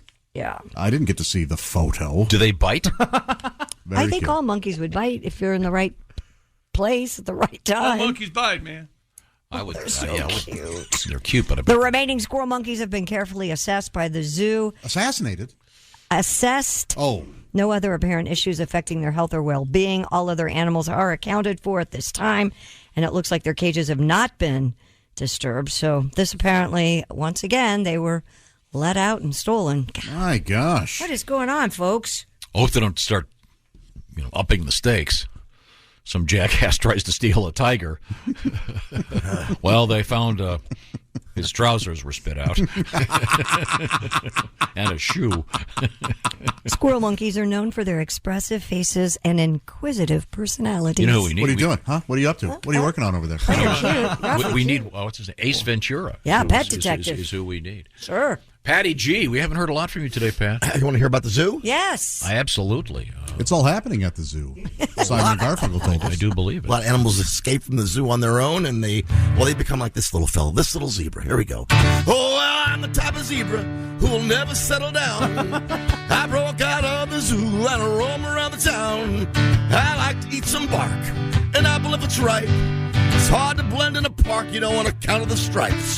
They call me the wanderer, the zebra wanderer. My stripes go up and down and up and down. All right. I'm no Marty from Madagascar. The movie didn't get it right. The zebras aren't from there. Try to pet me, I will bite. Don't put a saddle on my back. I will make you cry. Kick you in the face. Give you a 3-week black eye. Here comes my handlers with tranquilizers. My stripes go up and down and up. Go to sleep. We won't put you in an incinerator. Now, the zoo story you had before, remember the guy traded a living zebra for a set of tools? Yes. It's like the old days when Chick and I used to have to do something called tradio. Mm-hmm. People would call up, yeah, I'd like to get a front-load washing machine, and I've got 4 tires to trade. It was the funniest thing. But it's real, and not too happening long. out there right now, I bet, somewhere. Yeah, not too long ago, I heard it on an AM station in the middle of nowhere. It was a morning feature, by and large, I think. Yeah. Did you ever have to read obituaries? Sure. Yes. Sure did. Well, that was How about that? Oh, yeah. In lieu of flowers, yada, yada. Yeah. Yada. Or even, did you have to, the other side of that coin, like Sue Smith is accepting visitors at the local nursing home between 10 and 12. If you'd like to go visit her, she hasn't seen anybody for a while. What? Just lonely old people sort things? Yes. Old people have office hours? That's exciting. They would. Time now for the Lonely Old People Hour. Yeah. Stop by, play some bingo. If you're one of Betty Lou's grandchildren, will you send her a card at least? My God. Brought to you by Werther's Originals. Yeah. Because all they can taste is sugar and salt. Yes, their tongues only have those buds left. Well, that's kind of true. It is. Yeah, the taste. Your taste changes all the time. That's why grown-ups can eat certain foods that you couldn't when you were a kid, Oh, and I had vice no idea. versa. Okay, what's the one kid food you still love to eat? Oh, so many. Do you like yeah, a like a cereal? Cinnamon Toast Crunch. Oh, Peanut butter and jelly is my favorite food. You know that. Yeah, Cinnamon Toast Goldfish Crunch. crackers. Yeah. What? Goldfish crackers. I love them. Oh, stewed prunes. Goldfish crackers are like kid food. You think so? Yeah, they're kid food. Yes, absolutely. I'll eat them out of a car seat. They're delicious. Snuck one in. You used to have to read obituaries, and then obviously you want to get the names, you want to pronounce them correctly, and in many cases they were, rather difficult. I bet, yeah. And you'd get them wrong, and the phone would ring. You got my aunt wrong. It's pronounced Smythe. Really?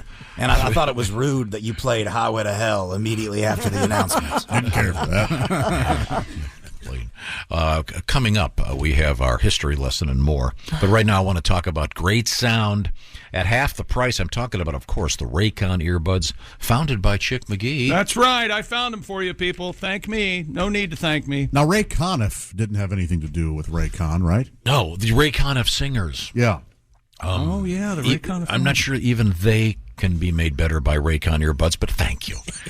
Earbuds are indispensable. We all know that. And with Raycons, you get 8 hours of playtime, 32 hours of battery life, instantaneous Bluetooth syncing, and they, of course, are priced oh so right. You get quality audio at half the price of other premium audio brands, and also 3 customizable sound profiles, earbud tap functions, noise isolation, awareness mode. It's no wonder Raycon's everyday earbuds have over 50,000 5-star reviews. And right now, go to buyraycon.com/Tom to get 15% off your Raycon order. That's buyraycon.com/Tom to score 15% off your Raycon purchase. That's buyraycon.com/Tom. Here we go. What's it, an all skate? What are we doing? It's the Raycon of singers. I love it.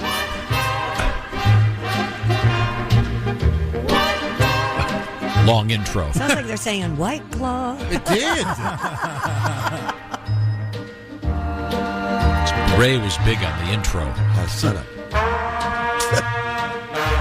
Yeah. You recognize the song yet? There you go. The Way You Look Tonight. Yeah, The Way You Look Tonight. A great song.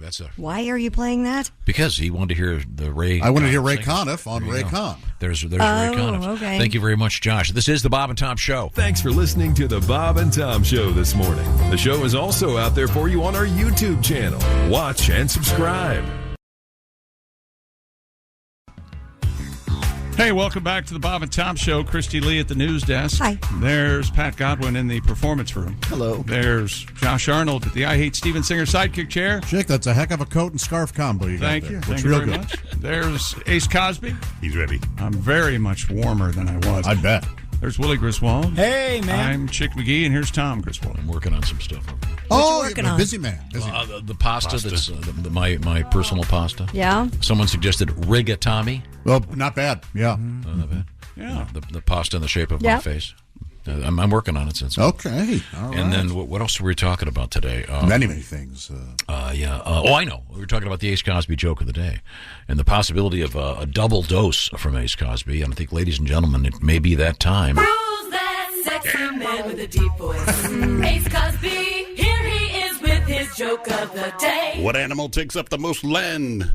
What? A groundhog. Of course he does. Hogging all the ground. What do you call a pig with no legs? What? Groundhog. That was Ace Cosby's joke. Man, oh man. He couldn't decide. Went with both. How do groundhogs smell?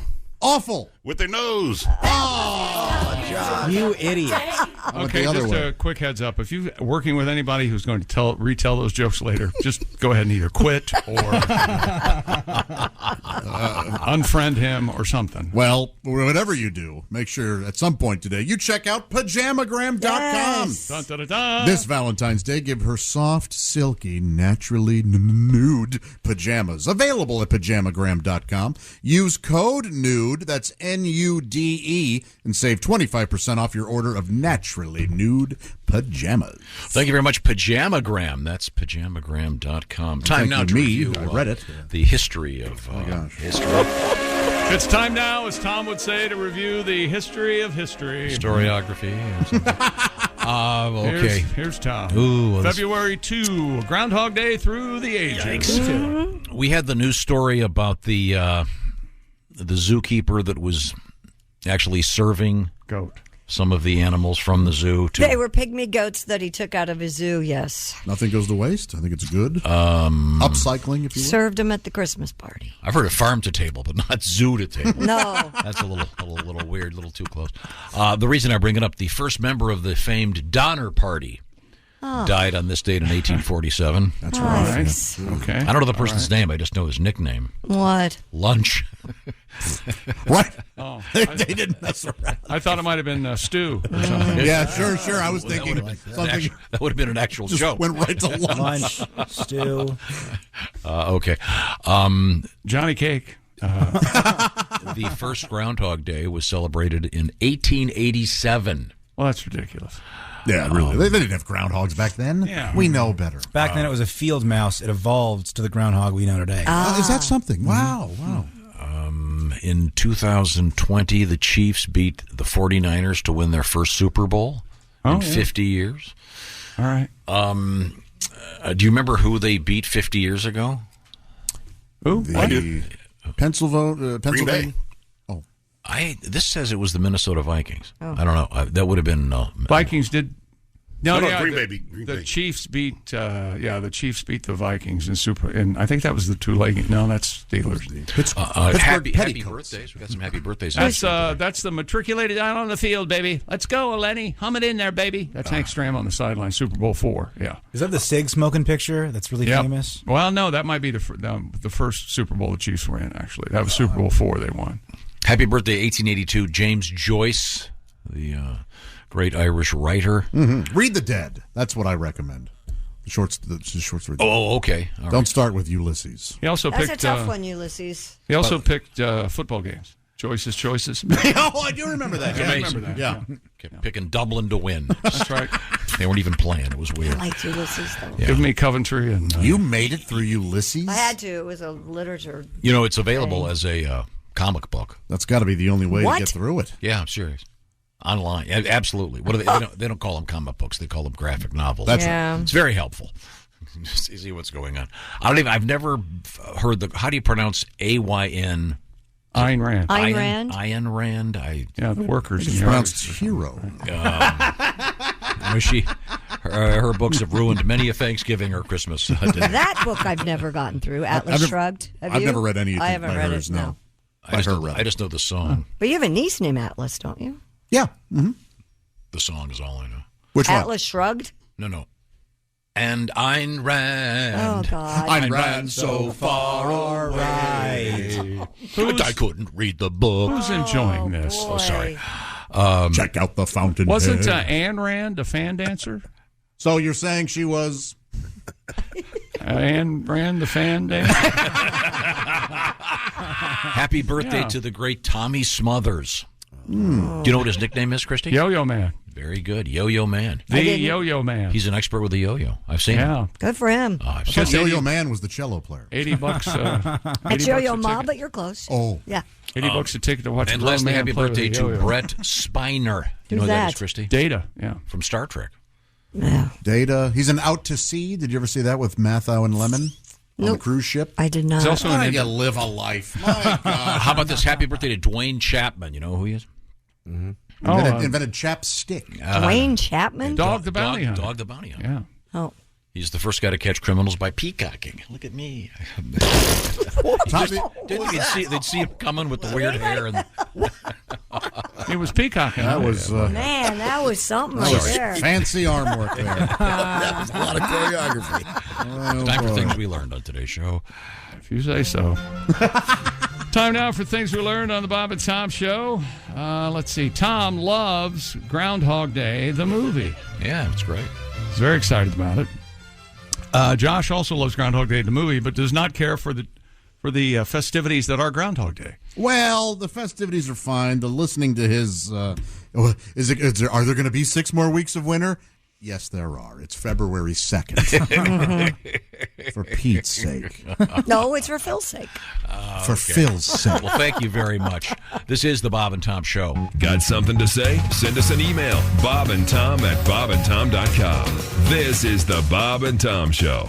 Michael Rosenbaum and his Smallville co-stars take you behind the scenes of one of the greatest shows of all time. We're going to watch every episode. Join us. It's Big Talk. You remember when I had to shave my head? Oh, I think I was angry with this one. On Smallville. Yeah, I mean, I get it. The scene you did, and this is the one that got me fired. Okay. What? Here we go. I love the excursions with me and Welling. It's everything that Superman stands for. It's Talkville. Talkville, we always talk about it. It's a great thing. The Smallville Rewatch Podcast. Follow and listen on your favorite platform.